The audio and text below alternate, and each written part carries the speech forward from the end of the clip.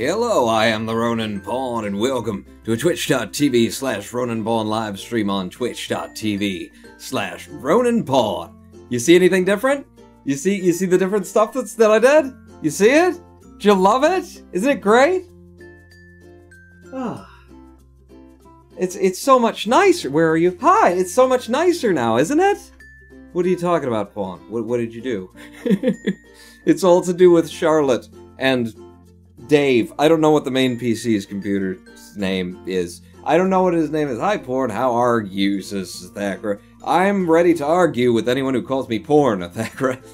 Stream has started and points are now online. Oh my god, everything's holding together. Okay, so we have an entirely new live streaming setup. After the last Kerbal live stream I watched back on the VOD, it was all choppy and dicey, and I got a second friggin' computer here that's supposed to be handling these things and making it all nice and smooth for me. So, just ripped cables out. Just ripped cables. This webcam, just... You're done. What's this? This needs to be plugged in. Don't throw that away. Cables. Okay, we just start tearing the cables out of the damn ceiling and... I reinvented the whole live streaming scenario here. Noah helped quite a bit. Stream cuts out, says the 14th Doctor. I wouldn't be surprised! I wouldn't be surprised at all. Let's all celebrate that we've got a brand new live stream setup. A brand new live stream setup by cracking open our sponsor, Pabst Blue Ribbon. Doesn't sponsor me, don't sue me. Our sponsor, Pabst Blue Ribbon, again, doesn't sponsor me, just to be clear. Thank you so much for paying for the entire live streaming setup. No affiliation whatsoever with Roninpawn.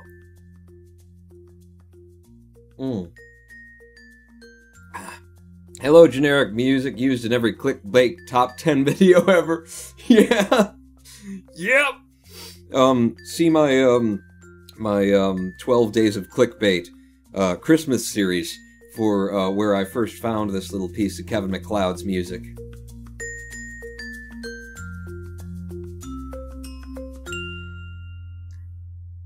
It's a lovely little day, isn't it? It's just a lovely day. I think I'm having a lovely day. I've got everything is different, man, and I'm loving it. I mean, I'm gonna start loving it, you know, now that I've stopped doing it. Getting it working again, my god. But, okay, look, my desk, see my mouse back there? Look at it. It's back there. You see it? Huh?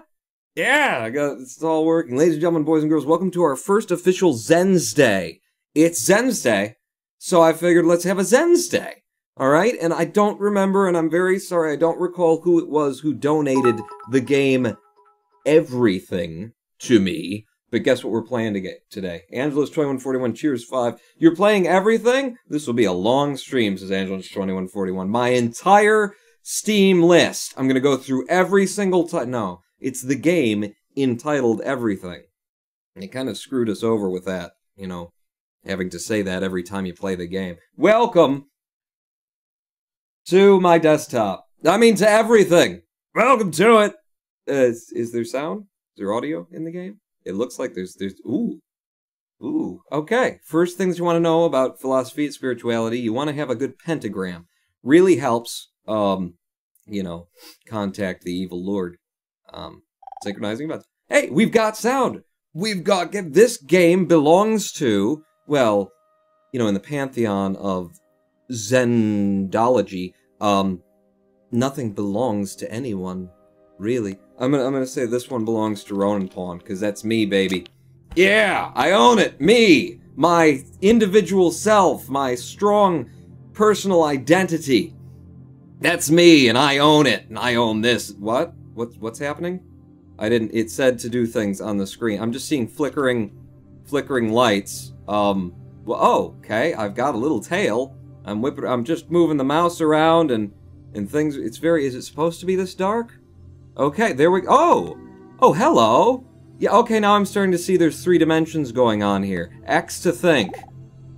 What should I do? Should I play this game? Should I not play this game? I think I'm gonna play this game. Oh, it's lovely. It's very atmospheric is what it is, the audio here. Roninpawn, turn up the volume a bit. I can't do that on the new live streaming setup. You think I could do anything I want on my new live stream? I'm just gonna keep thinking. I actually could turn it up just a little bit. It's low. It's gonna get there. I X'd to think. Oh, I need to think, why am I here? Well, moving. Why am I here? I opened the game, and now, you know, we're both locked into this horrible fate. I'm very sorry. Ooh, it's very pretty.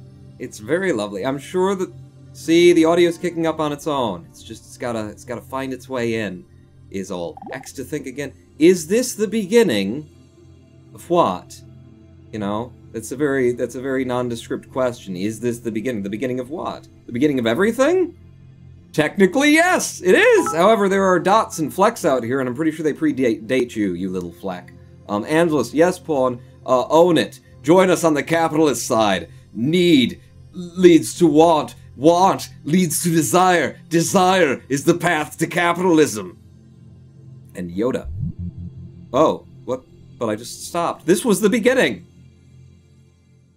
Okay, that's a few jumps in the old evolutional chain there, but sure enough. Oh, that's a sheep?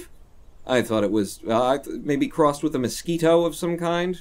Good God! Look at you, hon. What? There's something wrong with your friends. There's something wrong with you as well.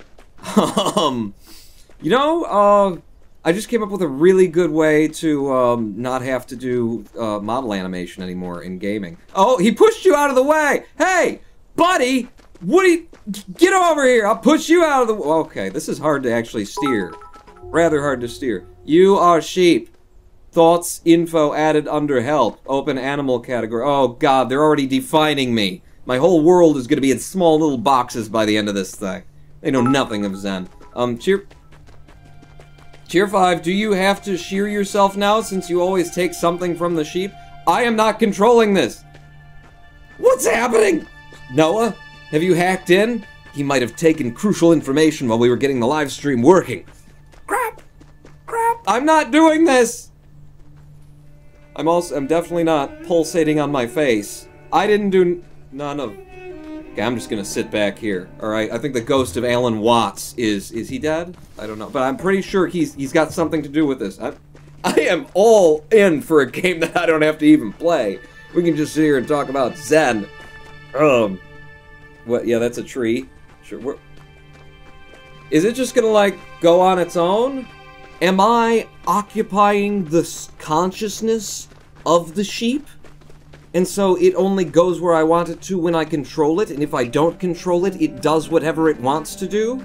Is the sheep an independent entity from me? Ah. What is sentience? Is the question that I wanted to bring up on this Zendnesday. I wanted to seriously talk about sentience. Someone go to Google and find me a definition of sentience, or if you think you know one, just tell me, but I bet you don't. I'll bet Google doesn't even have a good definition of sentience. What is sentience? I'm waiting for an answer. I'm not going to tell you. I do believe you're going away from the things, though. Yes, when I grab the sheep and direct him, he goes where I want him. When I don't touch him, he does what he wants. That's not good. I don't want him touching me. I'm only allowed to touch him. Yeah, stand on your head and look at this. Hi, Roninpawn. You found me. Finally. We've been waiting for you for such a long time. Okay. Notice my thought had the icon. Look out for others with this pentagram of the Dark Lord. Angelus 2141, cheering 5. Sentience is the capacity to feel, perceive, or experience subjectively. Important word there, subjectively. We'll get back to it. They're here to show me that what I'm to do and help navigate, you know, everything. Okay, good. Thank you, piece of grass. Pawn, did you see the Nerd Cube video? Right. It was GP's Twitch. No, I didn't see... I don't think I saw Nerd Cube playing this. I saw him... I saw someone complaining about the, you know, silly movements of the animals, which is, like, you know, entirely the point of the game, clearly. You really nailed it there. Okay, got it. Good luck! Thanks for showing me everything I needed to know. Things with the pentagram seal of Satan unlock something else. I didn't get to read it. Went off the screen. I'm sorry, I don't think that fast. I was too busy, you know, pressing X to mourn or whatever. Oh, there's another. I see a pentagram off in the hills there. Do I have to chase down all the pentagrams? Is this, you know, Demon Lord Simulator 2019 and Knuckles Olympic Games? Is that it? Sentience is knowing you exist, being self-aware, says Noah Craw. Okay. Being self-aware, being aware of the self. That's why you need the word subjective in there. That's why you need the word... Oh, what's that? Because being aware of yourself is important only in reference to, at least as relates to sentience, the idea of sentience, as relates to the idea of other. That's what that's all about, isn't it? That's what we mean when we say sentience, is that I am aware of me, separate from you, separate from this, separate from that. Press X near thought icons to listen to thoughts. You, sir, what? What's your deal? I can't get up there. If there's no thought to open, hold left shift when moving to speed up. But there's a thing up... Okay, maybe that was just a path. It was a marker. It was a marker to keep me moving in this direction. It's all about me over here and you over there.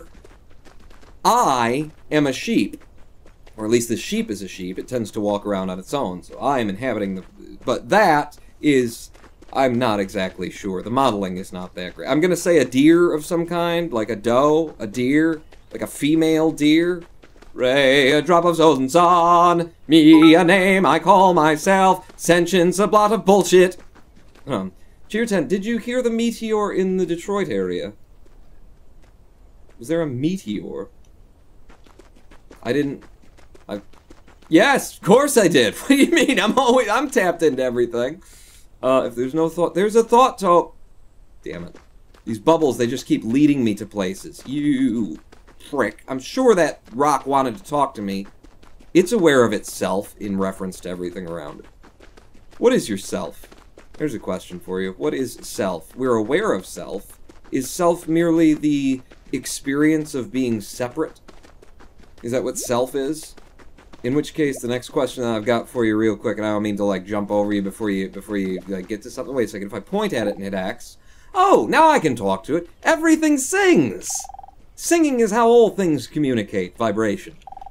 Singing helps things find or avoid one another. It deepens bonds between some things and separates others into a world of subjective and objective in the space between. It's how things announce their existence. I am here, and I will now destroy all of you. That's how we do. So sing all day long. I want to hear what what you sound like, and so does everything else. Well, I talk quite a lot. You're the first one to ask me to do it more. If other things hear you, they might sing back. Ray, a drop of golden sun, me, a name I call myself, for a long place to run. Sing to other animals, press space or middle mouse button when near. I'm going to opt for the middle mouse because me, I, am different than others. Hey, you got some audio design in the game, haven't you? Yeah, me too. All right, thanks for the melody. Wait, I want to hear what the tree sounds like. Yeah, good tune. Man, that tree can really carry a tune, can't it? Pawns play everything. Finally, says Pawndophile. Pawns play everything. Wait, I want to talk to this tree.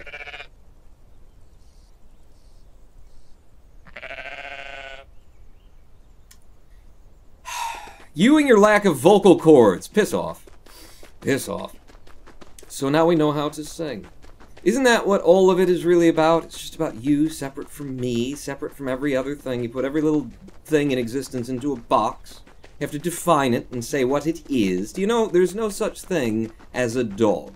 There's no such thing as an animal as a dog. That's a name and an idea that you wrapped around something that actually exists. And when I bark...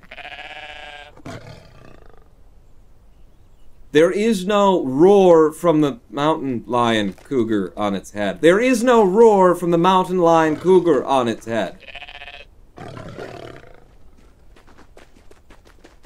There is not the sound of the mountain lion roar, because all of that is just nouns and subjects and boxes that you've put existence into thanks to your sentience. Your petty sentience.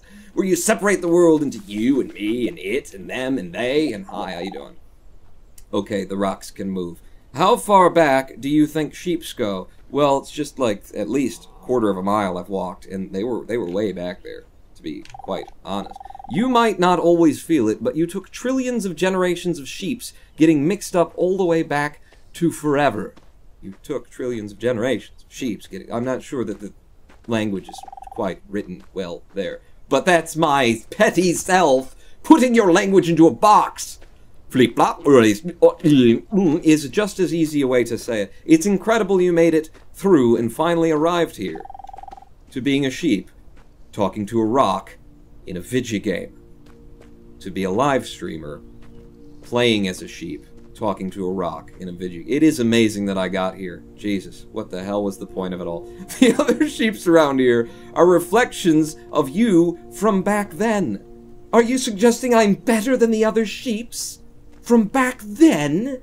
Reflections of me, everything around me, sure. From back then? Past? There is no past, sir. There is no past self, no future self, no past or future to speak of. There is only this moment, and in fact, no, this moment, there is only this. And why is everything, is there a fire? Each with their own dreams and their own lives to live.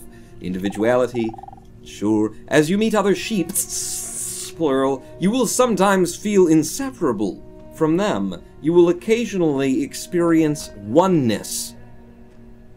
Please don't ignore it. And find where you really start and end is up to you. Do you end at the... Wait, join other sheeps by holding V when close. Okay. Okay, well, I didn't see any sheeps around here. It's mostly mountain lions. Excuse me, would you like to join me? Do not fart in my direction. That is rude. I need to find some more sheeps. Then I need to join with them. I need to become one with the sheeps. See, here's the problem with sentience, people. We've gotten attached to it. We've gotten attached to the idea of being ourselves, separate from everything else, looking out at everything else, judging everything else, and measuring ourselves and everything against us. Or against, measuring ourselves against everything else. We've gotten attached to the idea of the subject-object relationship and the space in between it, and there is another experience I am happy to tell you, having sat tens of thousands of hours at least on meditation mats in my life. There is another experience. Thank you very much. Wait, can I talk to this piece of grass? It was talkative before. Get yourself some frickin' larynx, people. Pawn, you didn't say we were going to be discussing philosophy. Hang on. Why do you turn and fart in my direction? I mean, that's lovely and all, but now it stinks around here. Of course we'll be discussing philosophy. This is everything. What? Nobody will believe me, but I'm telling you. I'm a clone. I'm not original. There are literally hundreds of other agave strictas here that are identical to me. Wow, you actually know that? I don't know that word. This piece of grass is smarter than I am. I'm not crazy! This is all true! Nothing you say can convince me I'm real! Well, you've got the right perspective then. What is reality? What is reality? Do you think you're sitting in the chair you're sitting in, listening to the words that you're hearing now? Do you really believe that? You really believe you're sitting in the chair? We know scientifically that you're not sitting in the chair, you're hovering just a bit above it. Exchanging electrons and whatnot. Do you sing? No. Inanimate objects. Bricks. Bricks. Get me out of here. There are sheep around here. I remember it. This rock just moved on me. I need to find some sheepses. Wait, there was a lot of animals over here, Pawn. Maybe one of them. A sheep! A sheep! Huh? Huh? In order for join to work, you must be close to another sheep. You're not a sheep, you're a goat. Yeah. You looked similar in color. As I mentioned, perhaps before, the modeling is a little bit rudimentary. So, this is what Zen is about? Yes, it's about a live streamer shouting at you. About what you don't understand! The Illuminati is watching us all! You suckers. You sheeple. Sheeple! I'm looking for sheeple. Are you a sheep? Oh! I heard somebody. I heard you! You, not close enough to join. What do I gotta hump it? I'm gonna hump it. Hang on. You need to be are you not a sheep? You're not a sheep. I heard a join. Or no, I heard a sheep. Were you back here? That's a goat. That's the thing. I heard a sheep. He was close enough to make a noise. Where were you? Are you a sheep? Clearly not a sheep there. Where the hell did the sheep go? There was one here. I swear it. I saw it. You saw. Wait, what about you? You look like you have horns. No, you're a goat. Damn it. I need to find another sheep to join with. They have the surrealism nailed down. Yes, I am so confused as a Thackeray. Well, you know, that's what's gonna happen. Wait, I heard him again! That's what's gonna happen in life. He was off to my left. You! You're not like me. But you're close enough.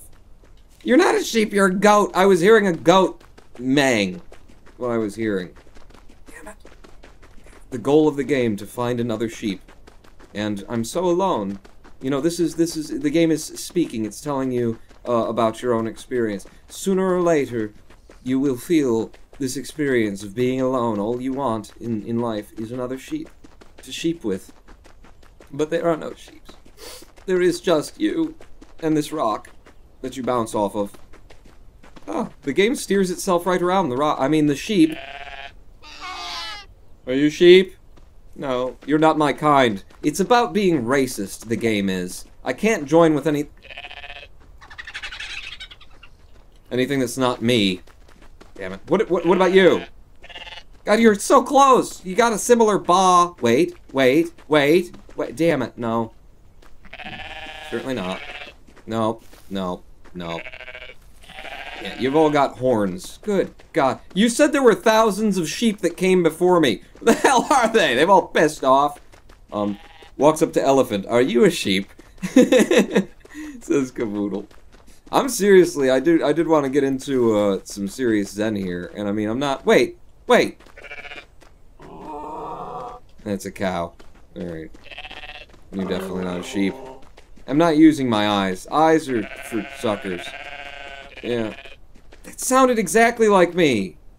Something here has exactly the same voice. Just because I don't have horns doesn't mean I'm not horny. I need some lovin'. Where's the cloud thing I was heading toward? There was a cloud deal on the horizon. I can't find it now. I've lost. There it is. There it is. Head in this direction. Is that a fleshlight on your nose? I want to talk about sentience, but I can't get off of all of the joke opportunities in this game. You know, you gotta have your priorities straight. I'd love to tell you all the secrets of the universe, but this is just too much fun. I'm horny also. Hi, says RMAJ. How you doing? I'm looking for sheep. To mate, I guess. I don't know why I'm looking for other sheep. I would be just as comfortable with those squirrels we met back there. Not the moose, though. I just don't like them. They smell. They're terrorists, is what I've heard. Okay, head over here. Something has a thought bubble around it. It's either just leading me to a place where it wants to talk to me. Have you seen any sheep, sir? Let me give you some advice. My father gave me. Don't let anyone tell you what to do. Except for me, my son. I'm not sure what it means. But I'm still here, so that should tell you everything you need to know. Again, we've found everything. Thanks for talking, and also, you know, being able to move and whatnot. Sheep! Oh, sheep! Sheep! These are goats. Many goats. I've stumbled upon a ton of goats, but what I need are people without horns on them. I have a feeling that I was supposed to find the sheep nearby where I was originally, and I just kept walking off in some direction because, you know, and now here we are. Wait, no, these are cows, aren't they? My sheep! I found sheep! Oh my God! We're a group of sheep now! I control all the sheep! More sheep! More sheep for me!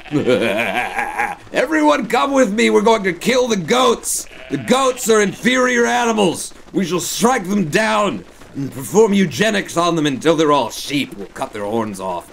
Kill him! Kill him! Kill him! Get around him! Swing you're a jet all the way from your first cigarette to your last dying day! Now stab him! We did the song, they told me to sing. Hey, he talked back! Kill him! I like the animations. Is it a game made by Bethesda? Could be. I need more sheep to conquer the world. To experience Zen. There! I've captured another sheep has willingly joined my cadre of peaceful, peace-loving peaceniks. Ooh, there's a glowy thing over there. We ought to head toward the glowy thing. But not until I get all my sheep together. Yeah, yo sheep Holmes! Homie sheep. Yeah, come on with us. We'll take care of you. We'll keep you, we'll give you, we'll do you, we're all gonna mate later. You'll love it. You'll love it. Are you a sheep? You're not a sheep. Everybody yell at him. Yell at him. Sheep. If you're not a sheep, then we're not interested. I like being a Yucca Gloriosa. I can go anywhere and do whatever I want. So long as it's, like, right there. As long as the days keep coming and going, there's nothing I can complain about.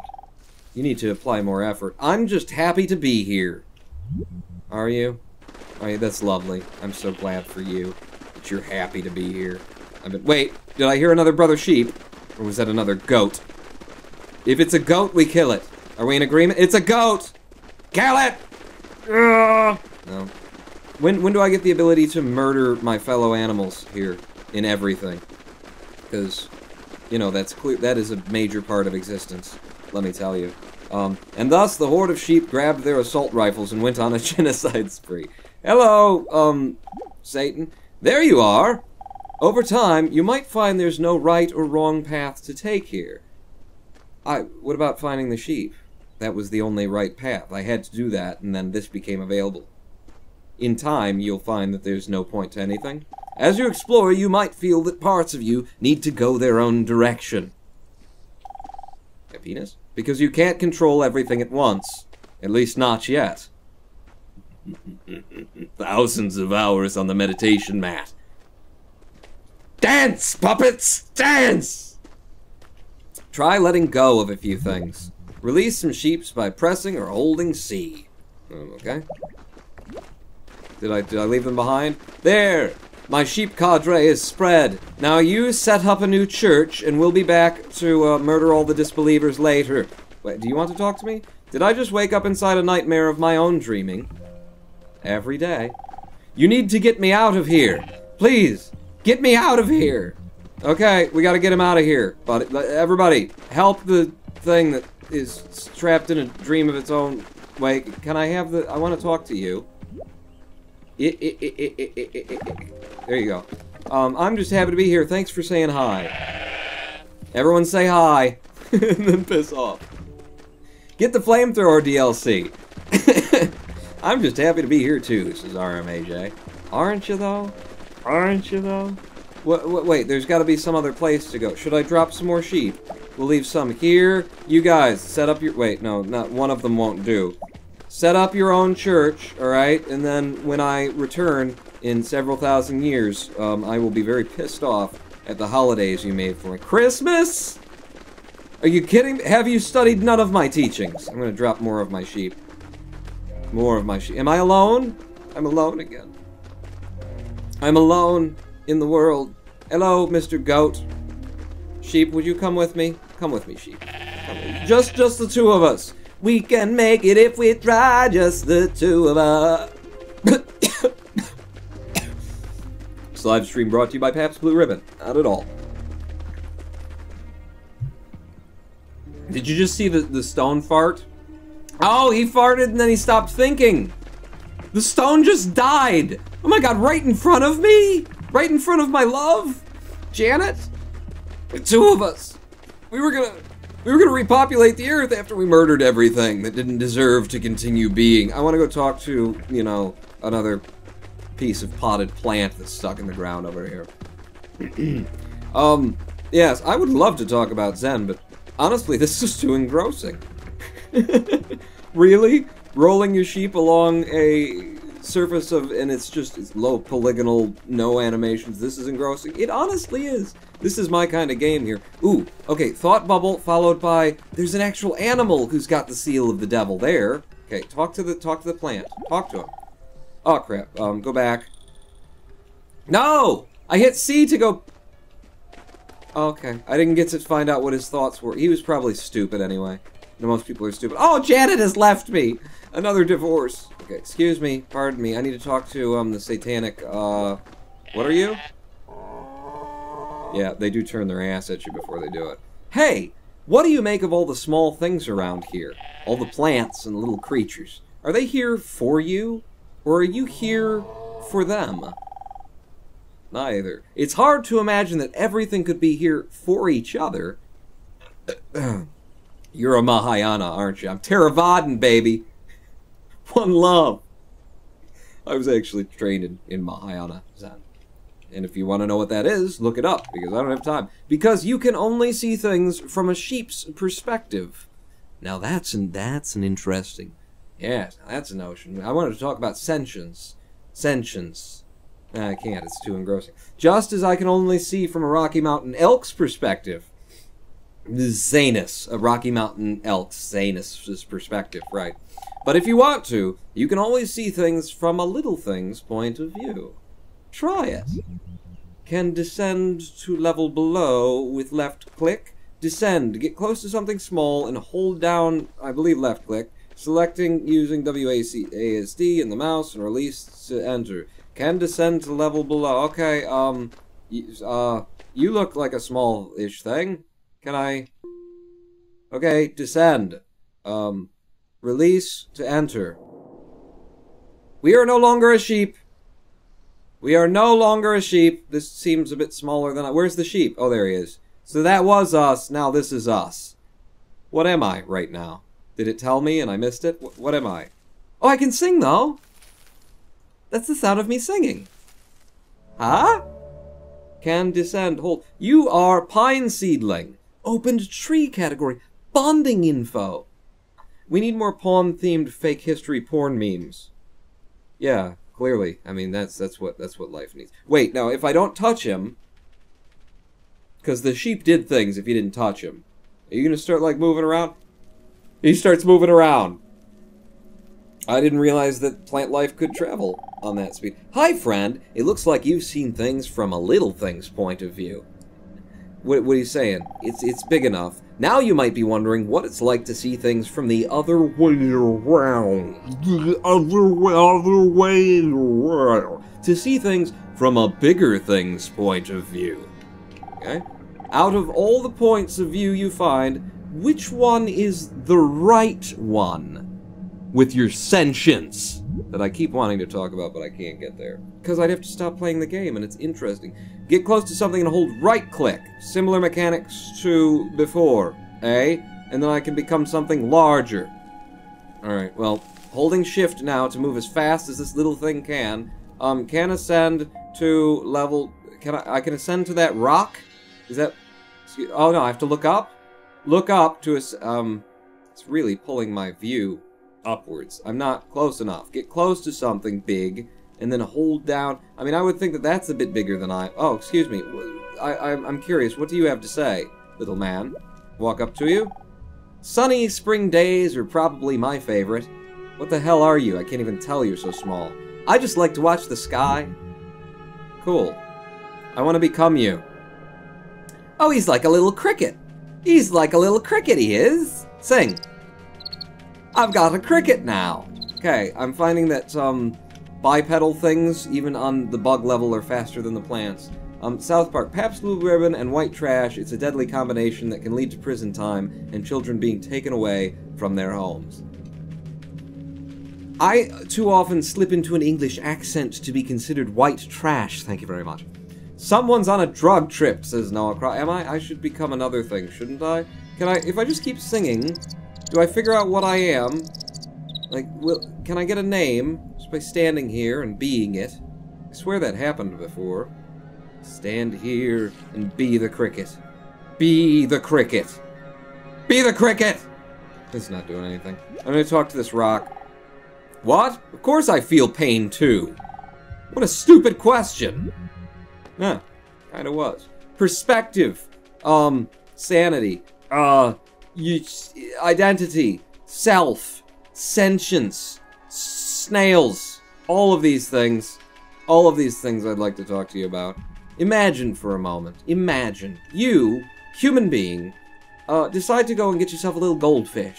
So you go out and you buy yourself a little goldfish. You take the goldfish home, you put the goldfish in a little goldfish tank. You fill it with water, put the goldfish in.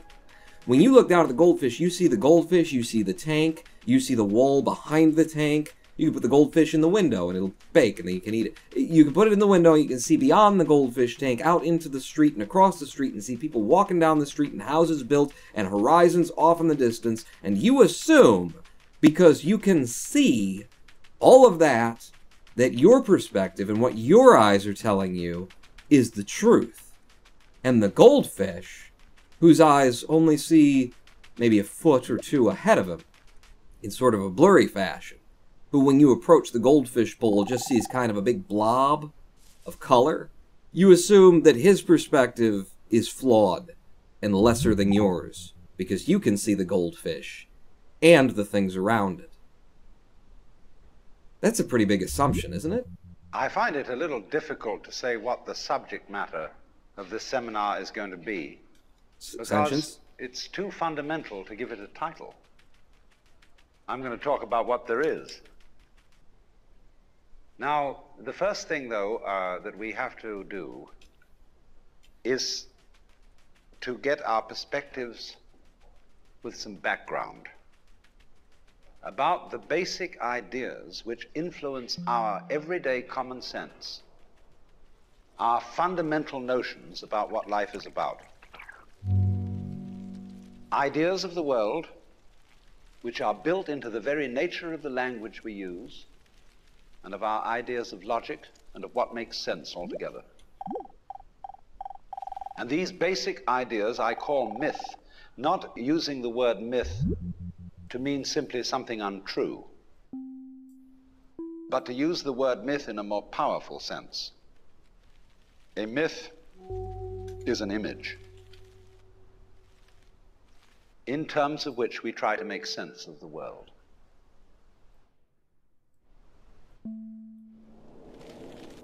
Ladies and gentlemen, Alan Watts.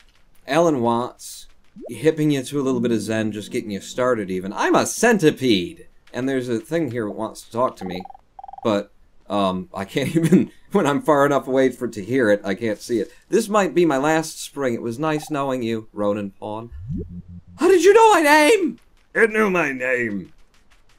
I could listen to these types of seminars all day, Snowcrow. That is exactly what I was talking about, Alan Watts. The idea of perspective. The idea that when we talk about sentience, I'll add to it, when we talk about sentience, we assume that the concept of being self-aware is a good thing. That that's the best thing. I'm sentient, and so my perspective and my reality is above that of lower things. See, it's just built into the language, like he was saying. Lower things. Animals, insects, other things that don't experience the world the same way that I do. We assume that a lot of things don't have sentience that do have sentience, because, you know, it helps to make us bigger. But we also assume, more importantly, that sentience is a good thing. That the way we experience the world is more ideal and more beneficial than everything else around us. Sentience is an experience whereby there is you and there is everything else.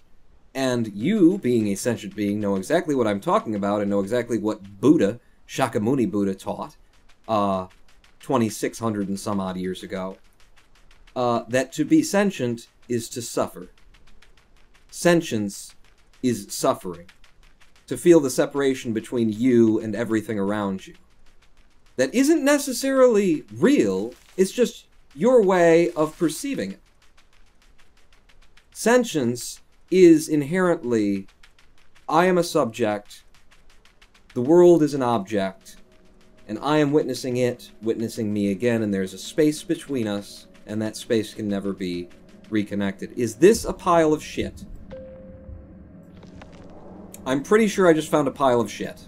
I'm pretty sure I am now a pile of shit. I'm singing. I want the game to tell me, you're a pile of shit.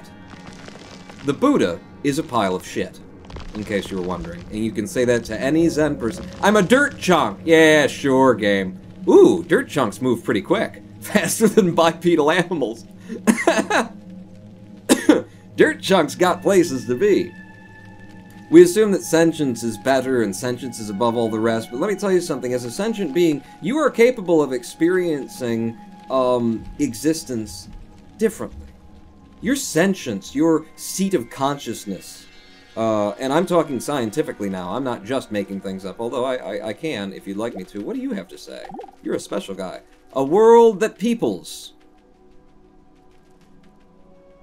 Okay, I know this speech by Alan Watts. A world that peoples.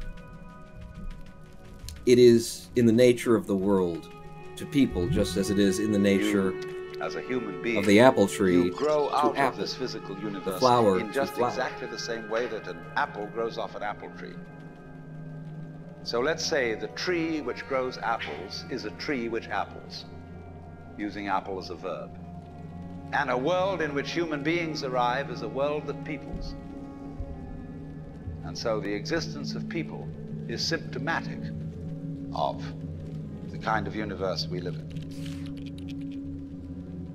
Just as hair on a head is symptomatic of what's going on in the organism. But we have been brought up not to feel that we belong in the world. So our popular speech reflects it. We say, I came into this world. You didn't. You came out of it. We say, face facts.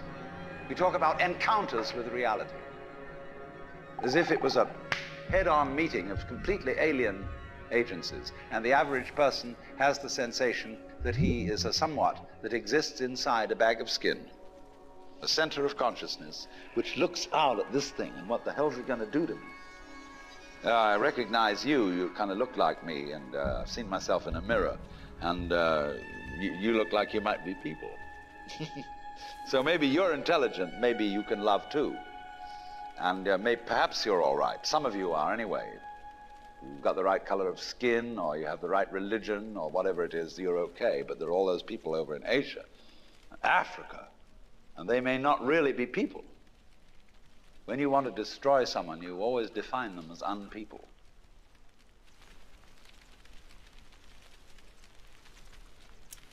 And that is the concept of zombies, by the way.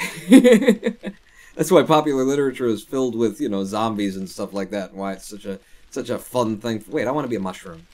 A fun thing for people to go after. Zombie! Okay, I wanted to be a mushroom. I am, instead, pollen? I don't know what I am yet. Sunflower pollen. Okay, get me the hell out of being pollen. Pollen is tiny. It's too... Okay, I don't think I can get back up. I don't think I can be bigger. Oh, crap. I may have made an error. Float quickly, little pollen. Quick, become whatever that is. Paramecium. No, I don't know what this is. This is the beginning of an organelle, is what this is. Yeah, so this is just spore for stoners, says GP's Twitch. It is representation of Alan Watts' mind after smoking weed. You are a sand grain. Really? Is that what you think, then? Is it? Can I get back to being a pile of shit? I was doing better as a pile of shit. I can't move quite as... Alright, you know what I need to do? What do you need to do? I need to find out what the hell this is, actually. Oh! Alright, I'm back to being a pile of shit! Excellent. Now I'll be a mushroom. Alright. Beautiful. You can be everything. Zombies, popular in culture. Why? Because it's the writer's shorthand of dehumanizing everything around you and everyone around you. You can kill a zombie no matter who it is or what it is, because it's not a human anymore. It's a dehuman. It's a non-human. Now I can kill it. Perspective. Perspective on your sentience, on your idea of sentience. If you sit in meditation long enough and you learn to silence your thinking mind, you learn to quiet and just let it still. What am I? Are you part of me, too? You don't look like a limestone pebble, but who knows anything these days? If you quiet your mind, allow all those thoughts that keep coming out of that seat of consciousness part of your mind, which, by the way, is to your lower mind, again, built into our conversation and our language, assumptions about what's good and what's bad. Comparatively, your seat of consciousness, where all your logic and your identification and your idea about who you are in reference to everything else is, and all your judgments come from, that is a 286 CPU compared to a 16-core i9. Alright? And the 16-core i9 is your lower consciousness. The part of your brain that takes in absolutely everything before you can get in there and start judging and tearing it apart and giving it definitions and saying this is this and that is that and this is good and that is bad and this is me and this is not me. Before you can do that, the part of your brain that just takes everything in. I really hope I can make it through this sun today. It's been a rough week for this limestone pebble. Hope you're doing better. Let me sing to you. Yeah, I'm swishy. I'm sweet. The part of your brain that does the real work, that does the heavy lifting, that isn't concerned with whether I am me and you are you, and what do you think of me, and what do I think of you, and what do you think of me thinking of you. The part of your brain that actually does the heavy lifting, that takes in all of the information that you take in all the time, and are unaware of, all of it, all at once.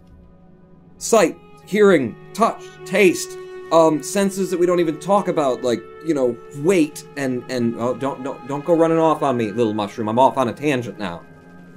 All of that information, 2 images that get pasted together to become an experience that is not an experience made of these 2 images. It's way more than that. We have this hostility to the external world because of the superstition, the myth, the absolutely unfounded theory that you yourself exist only inside your skin. Now, I want to propose another idea altogether. Billions of years ago, you were a big bang. Now, you're a complicated human being. But so we define ourselves as being only that. If you think that you are only inside your skin, you define yourself as one very complicated little curlicue, way out on the edge of that explosion, way out in space and way out in time. And then we cut ourselves off and don't feel that we're still the Big Bang. But you are. Depends how you define yourself. You are actually, if this is the way things started, if there was a Big Bang in the beginning, you're not something that is a result of the Big Bang. You're not something that is a sort of puppet on the end of the process. You are still the process. You are the Big Bang, the original force of the universe, coming on as whoever you are. See, when I meet you, I see not just what you define yourself as, Mr. So-and-so, Miss So-and-so, Mrs. So-and-so. I see every one of you as the primordial energy of the universe coming on at me in this particular way. I know I'm that too.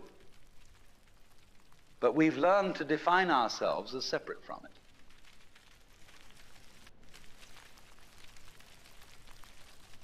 Kind of connects back to the idea of a planet that peoples, like a tree that apples, flower that flowers, planet that peoples, a existence that, you know, explodes violently, and of which you are not a part, but of which you are. And that's what's important when you're listening to Alan Watts or to any Zen speaker or anyone who's trying to teach you a little bit of Zen, is to realize that they're not saying everything is a part of you, okay?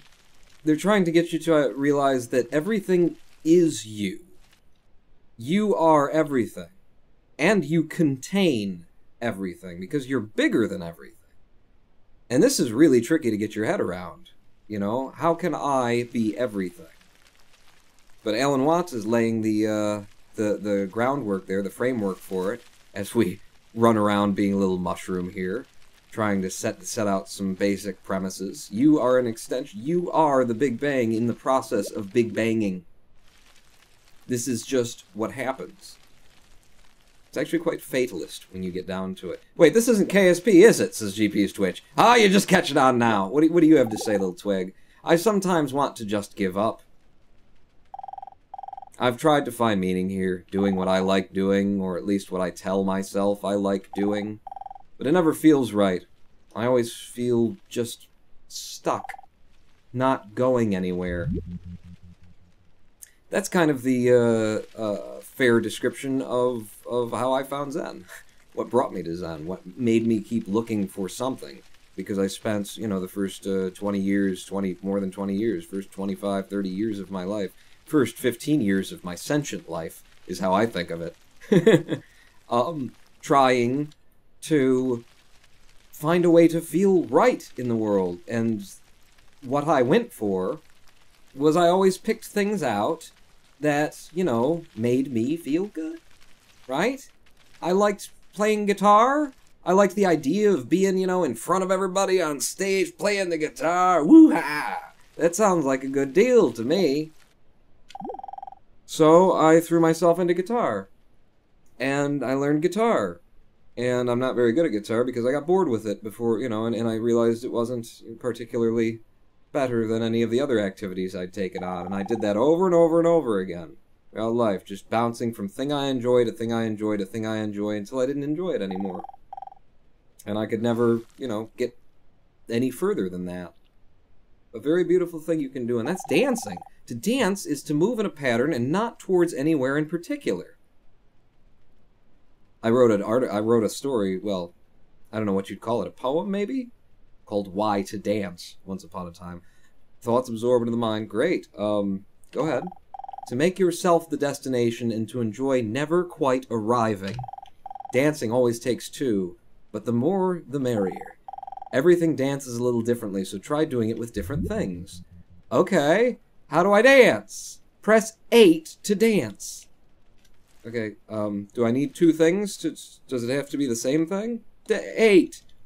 Join with 2 or more things, then stop moving and press 8 to dance. Alright, well, join me with you. Alright, we got 2 things, and then press 8. Wait, mate. It's great. There we go, that's a good angle. We're dancing! We're dancing! We're not going anywhere or accomplishing anything. There's no goal to achieve here. We're dancing. Because we're here. In this moment. And what the hell else are we gonna do? If that's all there is, my friends, then let's keep dancing. Let's break out the booze and have a ball. If that's all there is.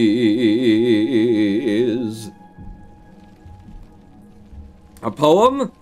Let's hear it then, says Hologram 1. You want to hear my poem? You want to hear it? Thank you for the dance. Now I'm going to leave and go find another partner. Ooh, I became the flat-topped one this time. Okay. You want to hear my writing? Because I can absolutely find it and pull it up. Probably. What do you got? No such things as things. Yes, this is subject and object again. The idea of things external, of objects external. Remember me talking about there is no dog, there is no bark.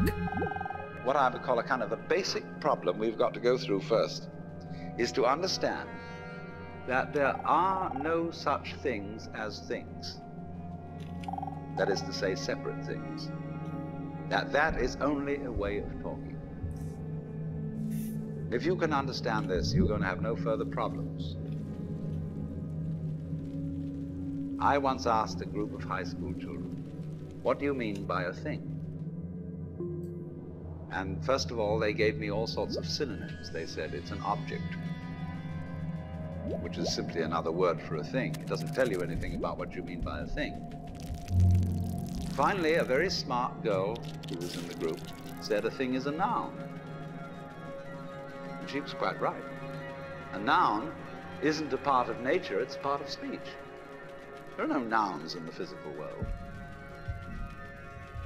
There are no separate things in the physical world either. See, the physical world is wiggly. The clouds, mountains, trees, people are all wiggly. And only when human beings get working at things, they build buildings in straight lines and try and make out that the world isn't really wiggly. But here are we sitting in this room all built on straight lines, but each one of us is as wiggly as all get out.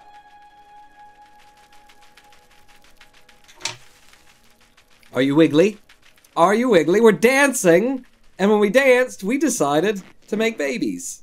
And we made a baby. I think the baby was bigger than the parents. Unless, is that the baby? I swear the one that came out was bigger than the other two. I'm not sure. But now we're a happy little family, and we're going off. Jesus, these things move quick. GP's Twitch, for rainbow's sake, kill the unicorn!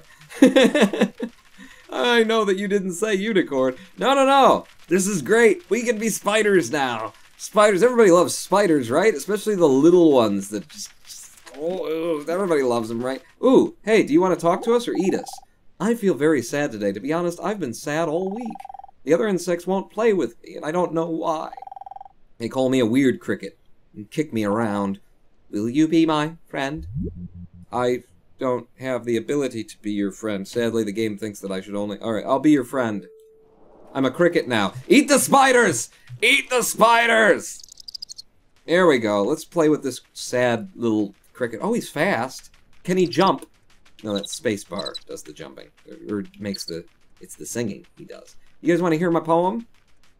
Shall we hear my poem before we go to our live stream break? Because we're about due for it. What do you have to say? Am I ugly? Be honest with me. I think you're beautiful. I actually do. You know, and I would be honest with you. You know, certain things, absolutely not. But you look better than my cricket here. I kind of like it. No, really. I know you feel the need to be polite and everything. But I can handle it. I really can. No, I like it. I think, yeah, green on black with yellow. I mean, those are good colors. Those are just good colors. You won't hurt me. Just be honest. So, I'm ugly, aren't I? I knew it! I knew it! Whoa, that feels bad. Listen, thanks for being honest with me, though. I appreciate it. I'm gonna go have a good cry and then kill myself. Thanks for the honesty. See you around. I think you look beautiful. I love you. Honesty. Another thing that we, you know, associate, like, with positive, oh, honesty. Just like, self-awareness and consciousness and sentience and all that. Oh, that's a good thing. Honesty is a good thing. Yeah, you be honest in the right scenario, and you see how it works out for you. By which I mean the wrong scenario. Oh, that was a spider. We have to eat him. We have to eat him. Because that's what we do, right? Don't crickets eat spiders? I don't know what eats spiders. Yes, poem, says Hologram 1. Okay. Well, and spiders are scary as F. I'm sorry. I'm sorry. Alright, poem. Poem by Roninpawn. And in fact, let me just have you over here, because I'm worried, now that you guys can see my desktop. Like, are you gonna see something that I haven't thought about that's, like, embarrassing or something? I mean, I keep all my porn in a special hard drive now. I don't know, I worry when I'm bouncing around the internet, you guys can see it. What am I gonna show you that maybe I shouldn't be showing you, you know? Who's gonna find a way to turn that into a way to harass me or something, or steal my something? So, how would we find it? Let's see if Google just knows it by typing in quotes, why to dance. An original by Alan Craig. Well, no, I wrote why to dance. Why dance, community college, no. How would I find it? What would it be? It was one of my old blogs. Let's see. Sort by Z? Sort by Z? I shouldn't be telling you the names of my old blogs either, because they're not good. Was it sort by? I'm sure that I can find this. Why to dance on a blog. I've got a bookmark to one of my old ones. Which one was this? Ah, yes, this one. But I'm not sure if it's on this one. I wouldn't be surprised if it wasn't. Something's talking to me. If Alan Watts starts preaching in the background, I'm going to be pissed off. I'm trying to... Can I pause the game? Yes, you can pause. Okay. Game is paused. Yes, let's see. If I search... This is on Blogger. Why to dance? Ah, yes. Alright, here we go. Ready? Would you like to read along with me? I suppose it's safe enough to do so. Isn't it? It appears so. One of my old blogs. Why to dance? I wonder when I learned to dance. I danced last night and didn't know I knew the steps until this morning.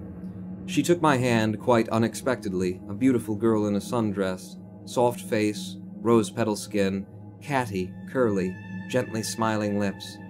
She took my hand in hers, pulled me onto the floor before I'd even seen her.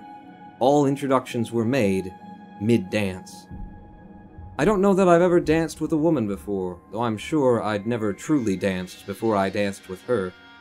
Together, somehow we were lighter than one. We floated, fluid, slipping through the people, chairs, and things around us.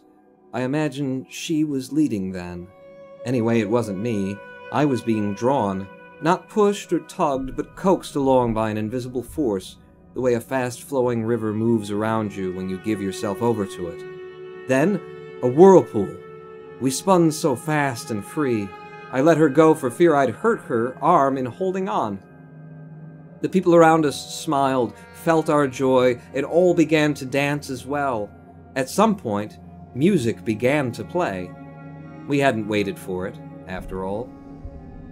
When we came together again, I tried to take some sort of lead, as much as one can lead when two are in such blissful harmony. I put my hand at her waist and gently bucked the current around us, teasing the shores and eddies of the river in which we flowed. We danced so beautifully. When I remember it, I feel as though we must have kissed. The memory has that flavor, that touching, caressing delight.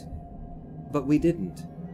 The kiss my heart recalls, the warm embrace and shared release of one into another. It was the dance. The dance was her kiss. At last I put my feet down deep into the sandy soil of the river, pulling at our waists, and held fast against its currents as I dipped her. The dip was not the will of the dance, but my own. My fervent desire to dip, to have dipped, this wonderful creature of freedom and beauty and life. I loved the shape of her motherly body. I loved the fabric of her dress. I loved her golden skin and curled cheeks. I loved this girl who had come and seized me by the hand, who showed me now not how to dance, but that I had it in me to. So I dipped her, with all my gratitude and love, and though it was not the will of the dance that I should stop and bend us so and look so into her eyes, though it opposed the currents underfoot, this, too, was beautiful. The dance we danced was a pure, unself-conscious delight, the likes of which I've never known before and cannot imagine ever knowing awake. Forsooth, we danced in dream. Still, until this very morning, I would not have believed I could know such a lightness in my being, even in sleep. My mind and heart and spirit are so often divided, so often at war. I could not before imagine them capable of such an armistice, of granting me the inner peace to truly, freely dance. I keep imagining that I was visited by an angel, that some other being descended from a high place to come into my dreams, dance with me, and show me what was hidden within, what I had gathered in pieces and was lacking only a beautiful stranger's dance to bring together as a whole. Under my angel's tutelage in one night, for a moment, I mastered the art of dance. I don't mean technically, I don't mean the motion and maneuver or the precision of step. These are but measures of the inconsequent. It is the unfettered, childlike joy, the complete lack of self-awareness. That is dance. To know no mirror, no reflection, no vanity. To sense no other self floating overhead, no critical observer casting judgment, no embarrassed ego mindful of the thoughts of others. To dance and be one. To dance with another and be two, being one. I wake from a dream and suddenly know that dance is the fusing of self into self, and perhaps, at its highest, of self into other. It is a harmony of inner strings that, well tuned, allows the music of unbridled passion and joy to resound within. The freedom of movement, to be led, to lead, to feel the unseen current tugging at your hips, choosing your path of its own flitting whims. Truly, this is God. God, the gentle artist full of whimsy, painting airy scenes with long, delicate fingers and fine horsehair brushes.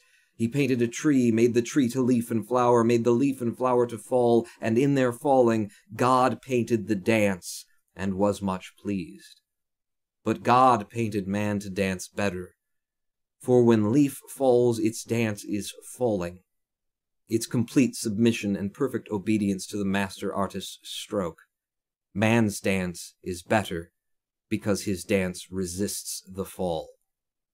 And even God knows not what dance will come when he deigns paint of man. Man twists and turns and grasps and leaps and dives in his fall, first against it, then toward it. He resigns to it in one moment, drifting with the painter's will, and in the next he stands in violent opposition, in running right and left, in climbing up again from where he fell before. Man's dancing is the stroke and flourish not even God's brush can create. It is the movement come of soul seeking heart, and heart seeking mind. Division's desire to oneness, separation's yearning to embrace. Dance is man's becoming God. The dance is in me. I know this now.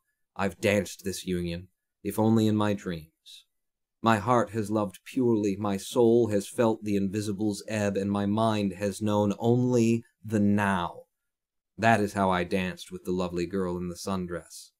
That, I think, is what it really is to dance. I may surely never dance this way while waking, but it is great encouragement and comfort to my soul that some part of me knows this freedom and joy. I felt it in my dreams.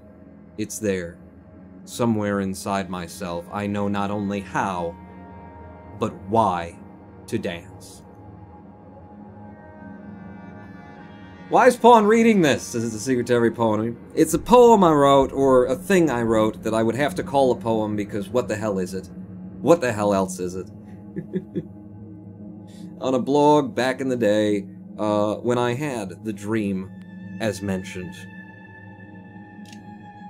And, you guys didn't want to watch me, run a little spider around on the surface of, you know, the game Everything, which is what we're playing back there.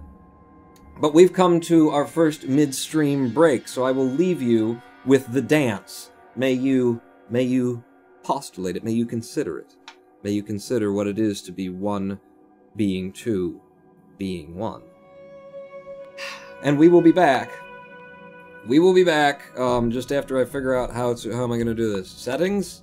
Can I, turn the music just off? Just off for now? There we go, no music. No music while we go to break.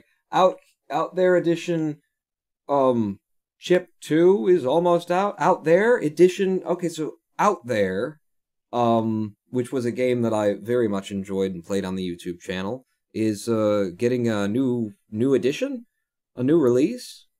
I'd be interested in that. Quit telling me, Rex, it was Rex cheering that. Hello, Rex, quit telling me about games that I want to play. I've got a list a mile long. Long as my penis. Even long, no, not longer. As long as, though, it's a song. What? That website has Pawn Ludes, doesn't it? If I don't know, don't go looking for it. Listen, people, we need to take a 7-minute break before we come back to everything and, you know, the nature of existence. That if you give me, you know, just, like, 3 hours of your time every Wednesday from now on, I will eventually explain in full to you. That's impossible. You can't explain it. But you can help people, you know, experience it themselves. For now, everybody just calm the fuck down. By Broke for Free. 7-minute live stream break. Back after these messages from our commercial sponsors. Don't go anywhere. Pawn not out.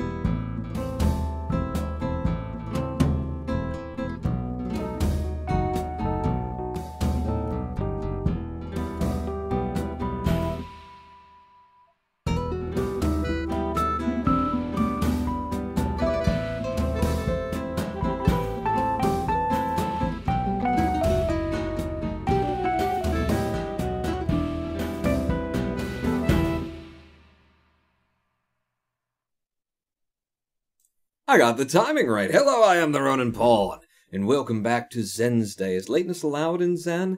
As Zen Master is always exactly on time. So I'll let you know when a Zen Master shows up, and yes, I'm late. And lateness is not tolerated in Zen training, I'll tell you that. If you make the Zen Master wait in the 4x4, the Forerunner that he's waiting in, the Toyota Forerunner that he's waiting in, you got about 30 seconds of lateness before he says, all right, fuck it. And you go running out and go, I was just getting snacks for all of us. Shit. I speak from experience.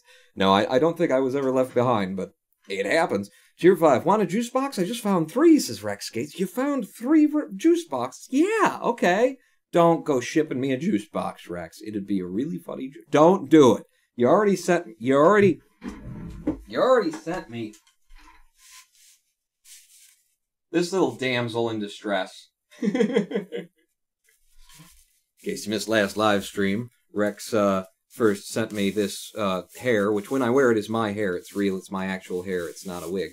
And he also sent me from China, I believe, this little foam head on which to keep my variety of my actual real hair, because mine, I just grow it. I use those as models of what I want to, you know, come my head, and I sit in meditation. I focus, and just brown hair, shiny too, nylon sort of. Hello, Evil Donner, Balkan, and GP's Twitch. Bride of ET, y'all are creepy stalkers. Send me more wigs now. Noah, this stuff was found long ago. Where do you think I got the images for Rave from? Oh God, you're all going to the website, huh? That's only one of them. That's only one of my old vlogs, and oh God, I should delete some of them. They're a younger, more, less satisfied with existence sort of a me. There we go. There we go. Okay, music, you can come back to us. We are playing everything right now. Yeah, I'm fine with your settings. Your settings are just lovely, I would say. And here we are, we're a cricket in everything. Because we wanted to talk Zen. I wanted to talk Zen. It's our first Zendnesday. X? I can think. I'm here. I know I'm here. I'm certain of it. I can see myself. I can see you. I am Rough Grass. I've spoken to Rough Grass before. It's very excited to be here and to exist. Here I am, a set of coordinates in space. That's me, and now I find myself suspended on the ground. The limits of my form touch this ground constantly. I cannot seem to remove myself from it. This force keeping me from falling through the ground is also keeping me from really touching it. I seem to just be floating sort of above everything around. I can't actually connect with it. There's the physical dimensions of my skin. I reach out and touch someone else's hand, and I feel their hand against mine, but scientifically I know that we're not actually touching, because touching is kind of impossible. There's all this space between particles, and electrons flow, and so to touch something is really just to feel its electromagnetic push against your electromagnetic push. How do I reach out and connect with anything in my life if I know that I exist in this tiny body and that's all it is and we're not connected? And from the other perspective, maybe I can find another piece of grass who will talk to me about, you know, how do you define yourself as the top of your head to the bottom of your feet? How can you possibly do that? Your body emits light, you know that? Infrared light, your body, because you're generating heat. Heat is light. You're emitting infrared light.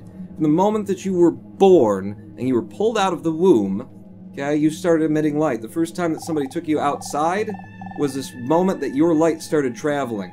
So if you're 26 years old, then they're 26 light years away. There is you.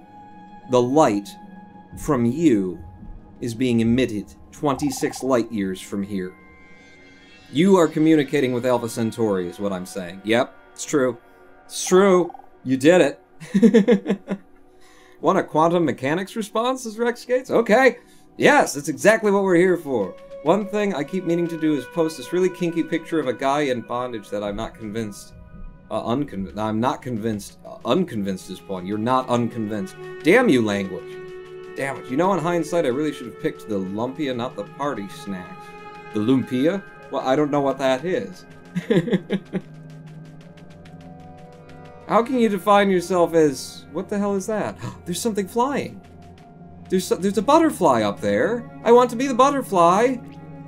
Can you hear me? Where is he?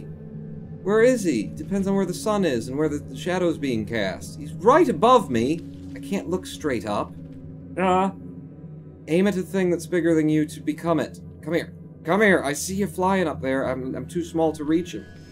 I'm too small to reach him. I'd have to get bigger. If I wanted to wait a second. Is that a blueberry? I want to be a blueberry. That looks like a blueberry to me. You. Are you a blueberry? I can't. No, not you. I'm a blueberry! Or maybe now I'm a piece of shit. Depends who crap. Oh god, there's ants all over my blueberries. Yeah, I'm a blackberry. Okay. That's racist, but alright. Sure enough, press F. Okay, I pressed it. Are we good? Alt F4 for free stuff. You don't know what lumpia is? No, I don't. Never had any lumpia, never heard of lumpia. I assume it's something you eat. Because of the context in which you put it forward. How can you assume that the ends of your fingers and the ends of your toes are the ends of you? That is kind of idiotic, isn't it? You breathe air into your lungs, and then you exchange, and then the carbon dioxide, and then that goes back out, and then somebody else is breathing your carbon dioxide, and you just assume that, like, these rough edges are the end of you? That's stupid. The fact that I can see out there, whatever I see becomes me, right? The image of it bounces off my retinas, turns into something in my mind. The only way I perceive the world is through this mind and these images that I'm getting. Not exclusively. Cheer 5. In the Netherlands and Belgium, it is spelled lumpia, which is the old Indonesia spelling for lumpia, and has also become the generic name for spring roll in Dutch and French. The spring roll? That's it? I've had a spring roll before. Cheer 100, be a snail, please, says Rex Gates. Oh. I've done the snail. I feel like Q on Star Trek. I've done the snail. I've done the clock. There's nothing else in this existence for me. I'd have to find a snail. There's a cricket and there's some ants. Did you see a snail around here, Rex? And that's why you want me to be a snail? Is this a grouping of snails? No, those are rocks. Would you like me to be a rock? I could be a rock in this game, actually. I don't want to be a rock. It doesn't move that fast. At least the blueberry rolls with some speed. You, sir, are you a snail? Oh, my view is... Oh, you're a piece of shit. Now I'm a piece of shit. All right. Press M. Look at all of the thoughts that we've had. All of the thoughts we've had, all of our ideas are chronicled. Soon, they'll turn into a sort of crystalline structure in our own minds, and then when someone comes along and tries to introduce new information to us, we won't be able to acknowledge that new information because it would loosen the bonds of the crystalline structures we've made in our mind, which we've come to identify with and call ourselves. And so here's our ego wall, everyone. We've got an ego wall! Cool. Let's get the hell away from it. Nice, Pony. Pressing what, says Looney7? Press it all. Let's listen to some more of Alan Watt. Getting hold of the wiggly world. He was talking earlier about how everything is wiggly. Now then, when you want to get control of something that wiggles, it's pretty difficult, isn't it? You try and pick up a fish in your hands, and the fish is wiggly and it slips out. What do you do to get hold of the fish? You use a net. And so the net is the basic thing we have for getting hold of the wiggly world. A net is something regular. And I can number the holes in a net.